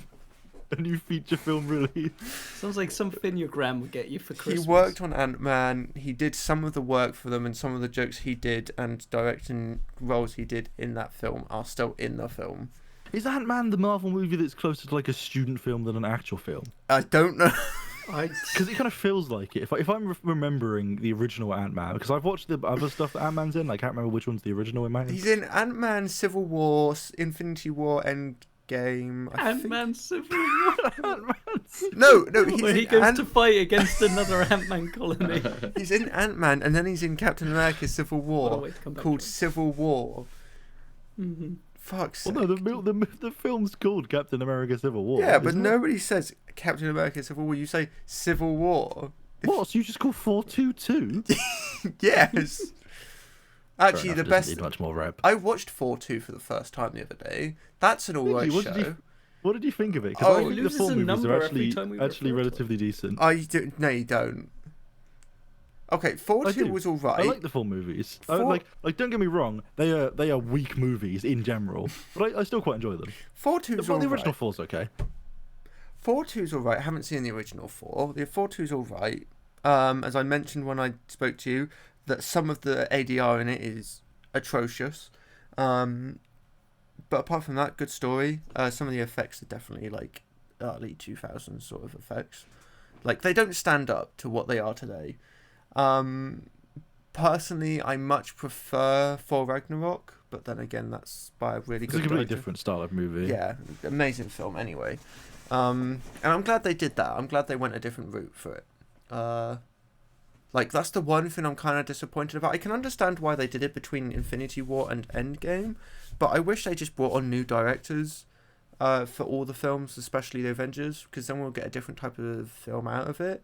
And that's that. Like, if in my opinion, I like what they're doing. You know, they're still going along with the whole story base. Everything's connected, but I love what they did with Thor Ragnarok. You know, a different style, a comedy, which was a really perfectly written and filmed. Not perfectly, but it was really well written and had some really good hidden. I mean, in my opinion, Thor Ragnarok is the best Marvel movie I've ever watched. yeah, it is And a really I good want to film. clarify, I still don't think it's like an A-tier movie. What's I an just think it's the A-tier best movie? Marvel movie that I've watched. Like, I don't know, like none. Like, maybe when someone writes a good movie, like, there just aren't any particularly good movies out there. Movies as a format don't really work. What's the best format is something that would traditionally be a movie that's been made a TV show. Name one of those. Mr. Robot, right? Has a very complex, overarching storyline that would have originally been proposed as a movie, and in this case literally was, but then was rewritten for a TV show by someone that did that incredibly well. Have you seen? I don't think I've watched many movies that I came out of and was like, that was some of the best media in this format I've ever watched. Like, all of them have just been like, that was okay to that was decent. Whereas with TV shows, it's like, the majority of them are also still just like pretty shit / okay. And you get the good ones, but then sometimes a specific TV show really stands out as special. You just don't, I don't have that really stands out as special with movies. Anything by Wes Anderson is a piece of perfection. No. Yes. The Budapest Hotel, beautiful piece of media. We're not getting into that again. Okay. What was I going to say? Fucking, have you seen iBoy? You boy? iBoy is a TV series, It's a if I'm not device wrong. you can plug into a PlayStation 2. Which I think they tried copying iRobot because it's about a boy that saw a robbery. They shot at him, proceeding. He tried to call the police. They shot at him, hit him slightly in the head, proceeding to make half his phone go in his brain, and he can see. He can see shit like that. Jeez. Is this DC? This is No, DC, no, right? no. This is Netflix. Okay. Oh It's God! close I think enough I've to heard DC. of this film. I thought that was I like... think it's a TV series or a film. I don't actually know which one it is because I haven't seen it. I've just seen a shortcut of it. Oh, I didn't know it was called iBoy, or I forgot it was called iBoy. Yeah, because it's like he uses an iPhone and it gets in his head, so iBoy funny. But it's just the stupidest and cringiest fucking Netflix film. I just like... Yes, okay, I can just find like the top 100 movies of all times on like IMDb. Oh, I'm actually interested in looking at how many of these I've seen and how many would Oh, actually can you agree list some should of be them up there. off? Can you list off number one? I'm Yeah, curious what I'll number scroll one is. through until like number 1 is the Shawshank Redemption. I can see why that's up there. Personally, not my sort of film, but that's definitely a great quite piece of enjoyed it. media. Yeah, no, it is a really good film. Lord of the Rings trilogy's up here, which would be I- expected. Shit. Didn't enjoy that. Godfather and Godfather Part 2. Again, Not I can seen, understand but that. heard good things. Yeah. Forrest Gump, Fight Club. Yeah, Forrest Not Gump's seen a Forrest Gump. wonderful film. The Matrix Not is seen up here. Not seen many of the Matrix films. The Matrix Going. 1's good. 2 and 3 were weak. Oh, I like the anime one. Okay, carry on. I mean, like maybe I'm trying to think. Like, would I consider the Matrix like something that was I was particularly like that was special? It was special Like the for its Matrix was time. good. Like don't get me wrong. Like watching the Matrix, I think like that. Like I come out of it like that was a good movie. But was it? Did it capture me in the Okay. same way that like some TV shows capture? Like that was particularly. Like it was exceptional. Like no, I doubt You you have some walked out of the weirdly high cinema. standards. Yeah, I doubt you walked out of the cinema from the I Matrix. didn't watch Matrix in the cinema. Yeah, no, and it was released in '99. They're I making watched a Matrix fourth on my one. fucking monitor. Yeah, there's a fourth one coming out this year. Or Yes, maybe there it's is. It's been delayed. terrifying that that's a thing. Yeah, Spirited Away is up here, and I can actually agree. Spirited yeah. Away Actually, is one of the Spirited best Away movies is a I've watched. wonderful film. Actually, Yeah, do you not know my what? sort of film. Maybe the solution to me listing things that are good, because they're Anime. exceptional movies, just comes to anime. I knew it. Like Maybe, I mean, I think I've seen one full film from Studio Ghibli. yeah, like I'm not even I saying. left it having no clue what happened in the latter half. Depends on which one, but yeah, that's reasonable for some of them. Bamboo Princess, or that was possibly the plot of it rather than the name. Yeah, I don't remember. yeah. I would say that my like of the movies that I have watched, A Silent Voice What was the Bamboo Princess? is one of the few that I say is exceptional. Oh, shit. Oh, The Tale of Princess Kaguya, or however that was pronounced. Pulp Fiction. is You missed the out on official Pulp name. Fiction. That is it. Well, I skipped the boring ones. I've not seen Pulp Fiction. Pulp Fiction is not boring. It is. It isn't. It's within the top 10, so it's boring. Wow. Anyway, yeah, like Your Name, A Silent Voice, both of those movies are stellar. I would say most Ghibli films are also pretty decent. It's hard to go wrong with them if you're into that genre anyway. But like specifically, like while I understand not everyone's into like animated movies, I understand people aren't even then into like necessarily anime movies. If you're going to watch any anime movie, watch A Silent Voice, because it is. Now I've reminded myself of its existence. It is the only movie I've watched that I would say stands out as exceptional. That movie is just stellar. You missed out on an absolute classic, which if you say is a bad film, I am going to throw my glasses. Never speak to me. Back to the Future. It's okay. Yeah, it's okay. There you go. It's an At absolute least I've classic. seen these ones. Thanks for at least agreeing with me though on that one, Phil. The new Joker's up here, which I again, it's a good bit of media. I wouldn't say it's a good film to watch. Oh, Spider-Man Into the Spider-Verse. That's a good film. Good. I That I Very can good, actually very good. rap. Don't Yeah. care too much, but I also didn't focus on it the entire way through because Heresy. I can't wait for the I know second someone one. here loves it. The second one I'm excited for. I hope it's a good story. I know the animation is going to be phenomenal. Alright, the So. humor in it was pretty good from what I saw, but Wally's a great film. Anything from Pixar actually, I would say is a good film. But it might is just Wall-E be a because good I film? saw these Yes. films when I was younger, and because of that, I was forced to watch them multiple times. But my God, just the thought of Wall-E honestly just makes me want to give myself a lobotomy. Wow. I don't want to deal with that. Like if you asked me, boring. is Toy Wall-E? Story was 95. Yeah, carry on. Yeah. Didn't like Toy Stories. If you asked me, did you not have Toy Story on VHS? No, but I thought it was don't think- no. oh The my reason I God. said it was 95, I thought it was 99. Anyway, skipping over Impressive that. at the time, but you're mad. If you think Bug about Life, Wall-E, for like I wouldn't say Wall-E is a good film, or like a particularly amazing film. I would say Wall-E is an entertaining film, right? If you asked me to rate it on like, do I think this piece of media did a good job at being a piece of media that's designed to be consumed by families, that gives the parents some respite from their children and distracts the children for a bit? Yeah, it's good at that, right? Like it does what its job is. It serves its demographic well, but it doesn't mean it's like a particularly good movie. In general, it's like a pretty meh movie. Yeah. It's just it just does a thing well. What about The Shining? Never watched. Anything from Kubrick, I think, is great. Oh, what have I watched of Kubrick stuff? I need to go through. his Full list. Metal Shining's Jacket. decent. Okay, yeah, I've seen that. That was Full Metal Jacket was a pretty great good. film. Yeah. Saving Private Ryan. That is a great classic Spielberg film. Oh yeah. Okay, I've seen that. Yeah. Shrek 1, yeah, Shrek 1 is. I've still not seen 2001. The Green Mile. That's a sad film. Not watch it. I haven't, but I just noticed. Oh. The Terminator 1 and 2 are actually quite Not good. seen. We started a movie podcast. Yes, I would Yeah, we may genuinely as love well. to do that. Yeah, Like see. apparently, according to IMDb, the 29th best film ever made is Interstellar. I Oh, watched that could fuck Interstellar, off. and Not watched it. the defining feeling I had coming away from that movie was, I cried at that film. huh. Like it was, huh. It was just, it was okay. It was just like the most mediocre like meh movie I've ever watched. It's not particularly bad. It's just not also particularly good. I cried at It's that just like film. that I was felt Disney's so- experience, I guess. It was okay. Like I felt so sorry for the lady that got left on the planet. Parasite is up Oh, here actually. spoilers! Come on, I just told Parasite's you a I great haven't movie. seen it. I didn't say when, because that happens multiple times. It's the whole point of the fucking film.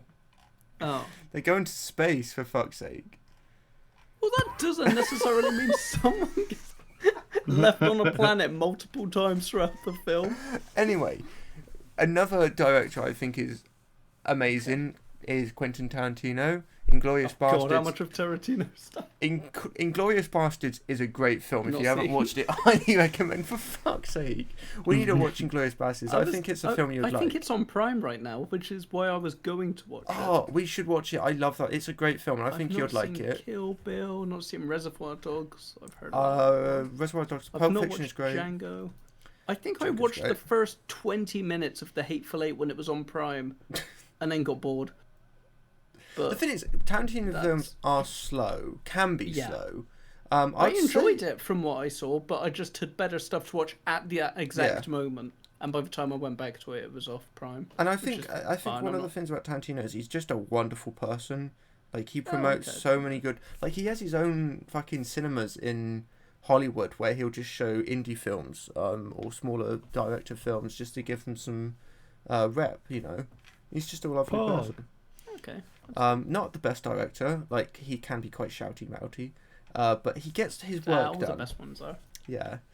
I mean, there are the ERB rap some tool. bad directors out there. Like there are directors that can be like a bit shouty, or that can just be bad. Like they're literally just the movies they produce or Yeah. direct. Sorry, are just terrible. But there's also like the directors that are like to this day working on a movie that's probably going to make them like multiple $1 million that are directly responsible for the deaths of people because they Okay, didn't yeah. perform risk assessments on set, and or didn't like structure that. Like like fuck them. Who was? Oh, I'm not gonna Not remember to his name. now. mention, you should get into a rabbit hole about the amount of people that have died making Resident Evil movies, but you should. The Crow. Yeah, but what about the Crow? I can't remember who that was now. Something. It's one Oh, I of was thinking. because that was an awful, awful mistake that I don't understand how they made. Was that the Live Bullet one, or was Yeah. that another film? Yeah, how the why Yeah. even have Live Bullet? Yeah, I It's think just it was a why. live bullet. Let me make sure. I think there was definitely a film I'm thinking of where it was meant to be a blank and they shot someone with a live bullet. Yeah, like I can't remember the specifics on one of the Resident Evil ones. I think it's the Randomly, one that that's in was it. filming at the moment. But it was something along the lines of basically they got this stunt actress in, and they ran through all the standard procedures, like industry standard for what you do with a stunt actress. You run through what's going to happen. You plan out a sequence. You perform a risk assessment, and then they just changed it without telling her she did it, and it changed, and therefore she did the wrong thing and died. Just good job. People like that just don't deserve to be making movies, and sadly still are. Yeah, that shit was messed up. How did this become a movie podcast so quickly? I don't know. What was I going to say? Fucking no. We need to watch Inglourious Bastards. Honestly, not like everybody, but just Okay. yeah, because it was a great film. Oh my god! It's even worse what happened to Brandon Lee. So Okay. in the scene, basically, I'll just walk through the context. In the scene, a certain character is being beaten. Brandon Lee's character walks in, or the Crow walks in, and this character shoots a Magnum, a 44 Magnum at them in the film. While shooting this film, shooting this scene, they use something called dummy rounds, which is a bullet with no primer or cartridge. Is a round with a bullet in it, but it has no primer or no like Right. actual gunpowder in it, just for close-ups, so you can see the bullet inside the chamber. Right. Yeah. However, when it came to the actual shooting scene, they put a blank in there to get the recoil and the whole explosive and percussion. But one of the dummy round projectiles got lodged in the barrel, and obviously that's not a good spell. So that proceeded to just fly into Brandon Lee and I think hit him in the heart, if I'm not wrong. Yeah, it wasn't a mistake. It was just someone just not doing the right thing and checking the chamber. That's a mistake. Yeah. I mean, no, it is absolutely a mistake. That's not gun safety. Yeah. Like, it's not the sort of check I would necessarily expect you to do if you were, like, at a shooting range for it. But if you're shooting at a person, that is absolutely a check you do. It gets even worse. Oh, After the character pulled the trigger, Lee was supposed to fall forward instead of backwards. When the director said cut, Lee didn't stand up, and the crew thought he was still acting or kidding around. Bro. They just left him to lie there for 5 minutes. Then this actor, Jeff Amada, who immediately checked on Lee, noticed something wasn't right. Yeah, probably. I'm sorry, it's Probably just the way happens that's... when you get shot. Something's not right. Oh. Jesus. So... Yeah, I'm trying to figure out if it said where it hit him. I don't think it did.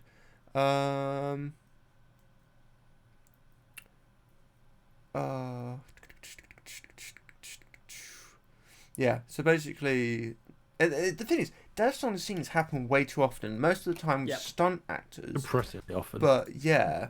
Was it I don't think the people, most recent like- Resident Evil that happened? Yeah, I think it's one of them. I remember more. Multiple of them, but Yeah, it has happened in multiple of them. It's a weird history. yeah. But yeah, I remember more about the accident now that I like run it from my head. If I remember specifically what it was the motorbiking scene or something. Yeah. And they basically, the director told, separate to what the scene was, which again, if you're doing stunt acting, there's an exceptional strict standard for this is what's going to happen, because it is incredibly important that that exact thing happens as was planned, so that people's lives aren't at risk, although they're probably still at risk to some extent, but not as much risk. And basically, as far as I'm aware, the director just like told a camera guy to move a camera arm in to get a tighter shot, which then meant that like she basically just like collided with a camera arm or whatever. Yeah, I remember he I'm got just like, fired for it's that. Fucking, it's just like, good God, like you. Imagine being that pedantic about the shot you get in a movie that you're willing to risk someone's life for it. Like, just fuck off and die. If you want to look down a rabbit hole, look at the fucking Exorcist. I think more or less every actor, and I think almost every actor that worked on that film died, and potentially most of the crew. I think that was paranormal though. Yeah, but that's what I mean. Like, if you want to look down a rabbit hole, that is a weird case of... I mean, if you want to go film. through that, you may as well say look into Tutankhamun's curse. Like, it's a load of crap. True. I mean, there's some truth to paranormal stories. Yeah? That people do die? But, yeah. Yeah. Like, actually, that's an interesting topic. Do you believe in ghosts? I would say that, yeah. I don't think that, like, I don't know of ghosts, and I couldn't describe to you how they work, but I have seen no scientific evidence to prove that they don't exist, and I have seen cursory evidence that suggests there is something that we don't understand that can sometimes cause things. So, like, yeah, I could say there's a relatively above zero probability that ghosts exist, basically. Yeah, it's just how they exist is the more Sounds fair. important one. Like, I would like to think that I've never seen one, you know. I've heard loads of people seen them, but I haven't. I feel like I I like the remember different theories saying of I them. did when I was younger, but I was so young I can't remember if Oh. I did or if I was being a stupid kid. It's like I like my theory on UFOs is Oh God. time travelers. Just because it's the most logical way of observing the Earth without really affecting anything. Heard the butterfly effect, right? Yeah, but like if you're a UFO, you're less likely. If you're using some sort of spacebound flying object in time traveling, you're less likely to cause any butterfly Also, effects. You tell 100 people on Earth, there's 100 people in a room, you tell them not to press a button. Someone does it. You could tell all the time travelers you want don't interact with the society. You're telling me none of them like at least said hi or gave us some cool shit? That's selfish. I will say Okay. that there's a philosophical flaw in that argument. Okay. Right? For people to have UFOs when they are time traveling to our current time, right? they're logically coming from the future. At which point they don't need to come and observe Earth. Yeah, no, We're but already doing that now. They have the history. Unless there's some catastrophic disaster, yeah, you Don't don't say where we we know. can't lose all predict that, human actually. knowledge. I mean, it's possible. But like, But if that's the case, if we're talking about a future society that has time traveling capabilities, are they not going to have better satellite imaging? Surely it would be easier to just like put a satellite in orbit or something that just like we can't even detect. But like, surely that makes more sense than like flying a UFO over Utah. How do you know they don't? Also, Oh yes, people from a future sending a satellite back to us makes more sense than people time traveling. What's this podcast? Also, something I think a lot of people forget, and this is it's a thought experiment that makes me giggle every time, because the story I would say at the end is time travel, let alone the whole idea is just not physically possible. But secondly, if you were to time travel, you need to figure out. Let's say that someone's traveling from 1,000 years ahead in 3021. If they were to time travel back to us now, they would have to figure out where the Earth is in the solar system, where the solar system is in the Milky Way, where the Milky Way is in the universe, and how far the universe is expanded, so they can figure out where the galaxy is in said universe. So I just love the idea of thinking You that don't know Doc that. Brown has just time traveled somewhere and he's just stuck in space, just because he miscalculated where the Earth was. Yeah. I just find that quite amusing. But like, yeah, no, people forget. Again, like, no, none of this is a problem for going backwards. Provided you don't lose historical record, it's not a problem going no, backwards. I think it would be, because I don't think we have that accurate data of where we are in the observable universe. It's not like we can We have just a good plot To out. be fair, I estimate. don't know how much it would change relative to the position of the people in the future. Like, it could be a complete non-factor. I thought I swear. I don't, again, it's all a theory because we don't know exactly. Yeah, we have everything no else. clue. But I'm pretty sure we're all moving outwards from the center of the. Well, that's observable cake if universe. you're moving the outwards. You universe chubby is git. expanding. Universe is expanding, which means every object is gaining distance from every other object in the universe, but it's exceptionally. It's on a scale that is really hard to comprehend. Yeah. Right. So like relatively, like Earth and Mars are not moving apart at some crazy scale, but our solar system from others a bit, and galaxy from galaxy, yeah, somewhat. But they also still have momentum, and some are coming closer to us because of that momentum. But it would be You know, enough. yada yada yada. But here's the thing, right, Charles? The thing is, if we're on Earth right now, and that's just for the simple point of maths, say that we are moving at 1 meter a second, like in direction X, right? Yeah.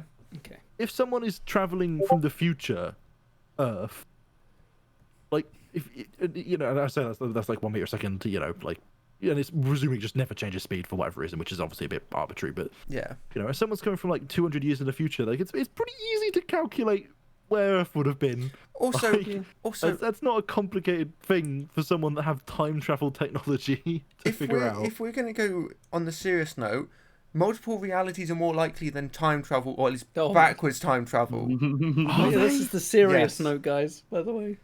Different realities. Also, what's your problem with backwards time travel? Because backwards time travel is the easy one. No, it's not.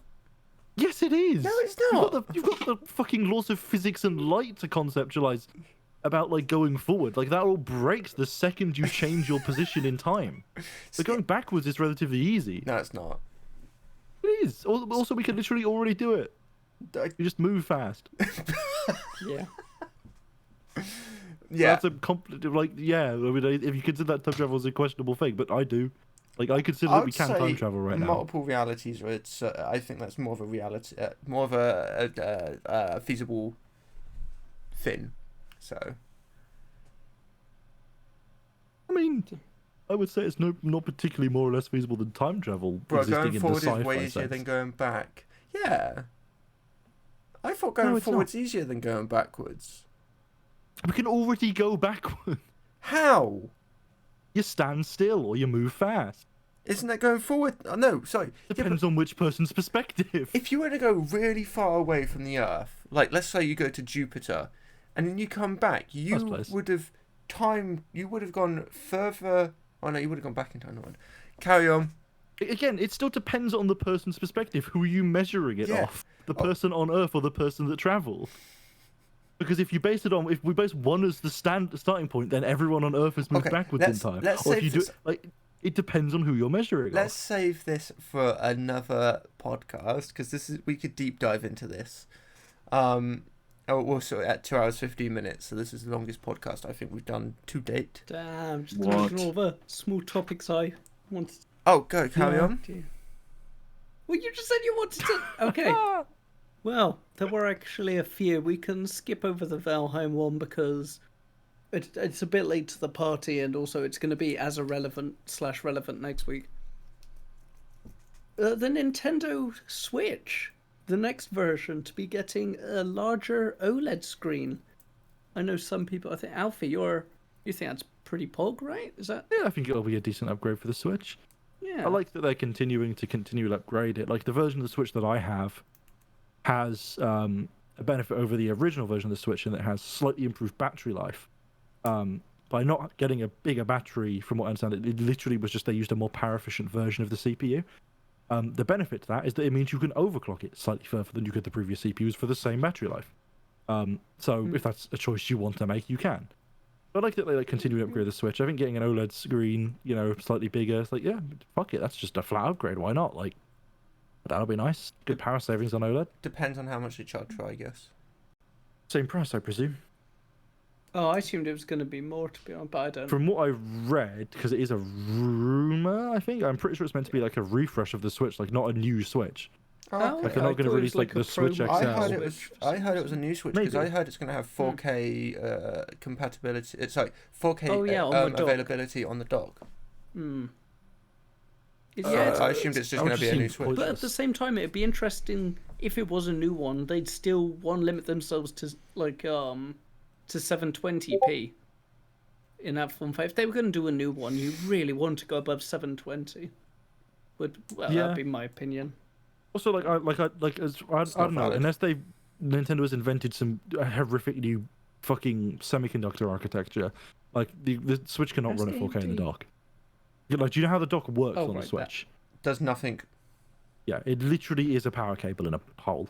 Like, it was originally rumored that there was possibly going to be, like, some Oh. crazy system where it was actually going to have, like, a different CPU and it would, like, plug Yeah, into I a thought it was like PCIe, an eGPU sort of thing. something crazy like that. No. Oh. What it does is it puts the thing into power, and then what Nintendo do in software is slightly overclock the CPU now that you're not using the battery, and battery life isn't a concern.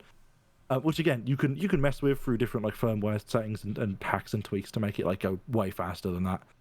And some people do that. That's a bit of a... But yeah, like if the Switch if they add 4K compatibility to the dock where like it natively outputs at 4K if you're on a 4K TV, it will. I am 1000% it is just upscaled from 1080p to be 4K, so it's not true 4K. Okay, let's Maybe put, It's let's just put for money better on this. compatibility with 4K TVs. Unless they're completely redesigning the whole dock, which just doesn't seem like a Nintendo thing. Or the Switch. I mean, they could be, but then like it wouldn't even remotely be portable. The battery life would be terrible. No, I don't think they're trying to go for a 4K Switch. Not in portable mode, but if you need to up the CPU so much to get it to be able to run at 4K even in the dock, unless they're using some sort of eGPU like system, that you would just like the battery life from the passive drain, even at that underclocked rate, would probably be considerably higher because you'd probably just have a considerable amount more Bruh, I transistors. want to see Tracer's powers in 4K. You can motion control Tracer as fine as she is, Yes. which is not being played because no one plays that game on the Switch. And what was the other thing, sorry? Well, the other topic Yeah. was that Euro Truck Simulator's apparently working on a Russia update. I wasn't able to... Well, I wasn't able to. I didn't see whether it was going to be an extension to the existing Russian in the DLC bit, or whether it's going to be a mistake. I imagine it's going to be expansion to the DLC, actually, Makes because sense. there would be no way to get to it otherwise, now that I think about it. It's just It's- a completely different. You can't even get there. They're saying only about doing the sort of European part of Russia, which is quite a complicated what's the word? Definition. To be That's- fair, if they had said we're doing a Russia update, Oh it's my- the whole of Russia. That's like Russia, making the whole of Euro Truck Simulator and more. Oh, a like, lot more. But Like apparently this Russia's is meant to be huge. the biggest landmass update, according to the one article I looked at. But that could be a. I seems think cool. that's Yeah, pretty they don't cool that they're say, do still they? putting in that much, like, to the game still. Yeah. Yeah. So I'm still I waiting. like That Russia. graphical lighting update doesn't quite look as impressive as I was hoping, but No. yeah, it'd still be nice. No, it's going to be good. I'm excited. More places to crash, to drive, and explore. I mean, even if they're just adding quote European Russia in the controversy of that anyway, like that's a Yeah. big landmass to drive within Oh, one yeah. country. Like, I don't know, like how far south they're gonna go, because like Russia extends quite far down, like down towards like Georgia and Armenia and that. Yeah. And if they're gonna include that or not, because some people like you know, the edge and beginnings of European Russia is a very complicated question, but. Like you could like if you could drive from like St. Petersburg like all the way down to like the border of Georgia or something, like that'd be crazy. Like that is Yeah, but in long distance. huge. Sorry for keeping you up, Charles. Stop, fuck off. Long distance hauls, like the live streams we're potentially gonna see. I Well, know. Not we're gonna see. We I'd could be totally see. down for that. Yeah, that's gonna be. Yeah. Desert bus. I'm just gonna drive across Russia. Oh yeah. Yeah. Actually, yeah. That So could be Alfred's a- going to stream that. Go on. Oh, Yeah. You're going to stream the Elite Dangerous. So you're going to stream the what? Yeah, at the same Maybe. time he releases his Fallout series. Yeah. At the same time, Phelan releases video. Yeah. I actually GTA worked on the moments. Fallout stories the other day. Oh, I'm not even joking. define Which is- work on. I didn't produce any video content for it or record any video content, but the design writing phase, yes. Oh, okay. No Well, that's something. ways. That's more than I expected. I thought you were going to say something stupid like you That's what I accidentally was going opened to the talk to project. Charles about after the stream. Yay! Well, there We you should go. play BeamNG. No. Fine, I won't talk to Charles about it after the stream. Charles has abandoned me. Any No, new I'm friends, not. send the applications in now. Right. I think we should call it a day there. Of course you do. That was good. Is there anything you guys would It's a like to weird one. say before we finish? Subscribe to twitch.tv/tacticaltv. True. Also, join my Discord, you fools. We made it. Yes. Join it. Oh, do we want to announce We're the literally thing? in the Discord right now. Yes. We're going to be changing the Discord up soon. So do keep an eye out for that. It's for the good. It's for the good. Not Great hugely good. to know. It's just going to be a bit of a refresh, a bit of a revamp, cleaning things up a little. Yeah. It'll be nice. Making it look good like Astifords. What? Hiding more of it behind a paywall, you know. Yeah. That'll True. Oh do it. yeah, right. No. Yeah, We're gonna have like more- a battle pass system. More Oh, sub I'd be up for features. that. Tiered systems. We're gonna Yeah. figure out Battle Royale. It's gonna be weird, but We're gonna make a game yeah. where you fight, where you and your crew are in a B50, B10, B25. What's the bomber called? B-17. A B17, There's and many B bombers, but I'm glad, yeah. it's where you and your crew are in a B17, and you have to defend off Right. fighters. We're gonna be making that game very soon. It's not like anybody's The can make idea a got subscription. stole. I'm You so can make mad it- that they stole our idea. You can make a subscription to be mod, but it's not really mod. Oh yeah. We'll give you the power to kick like other mods, but they're not mods, but no one else. There's like an exclusive club, and it basically becomes like a bunch of infighting. Yes. Oh, I could see that. Yeah, we could set up a fight club in my Discord. Anyway. No one Oh, talks yeah. about it. Thank you very much, everybody, for watching. This has definitely been a weird one, but we had some good conversations. We'll be back. Well, this will be up on YouTube and all that on Tuesday. That's pretty meta if you're watching this on Or Tuesday. midnight. Fuck off. And yeah, we'll see you in the next game. See you in the next one. Wow, what did my streaming outro then? You should just make one that fits both of them. Damn. See it, Yes. say it, sorted. And that's it, legends. As always, have a good evening, good day, good night, good morning, and we'll see you. In Thrust we trust. See you later. Goodbye.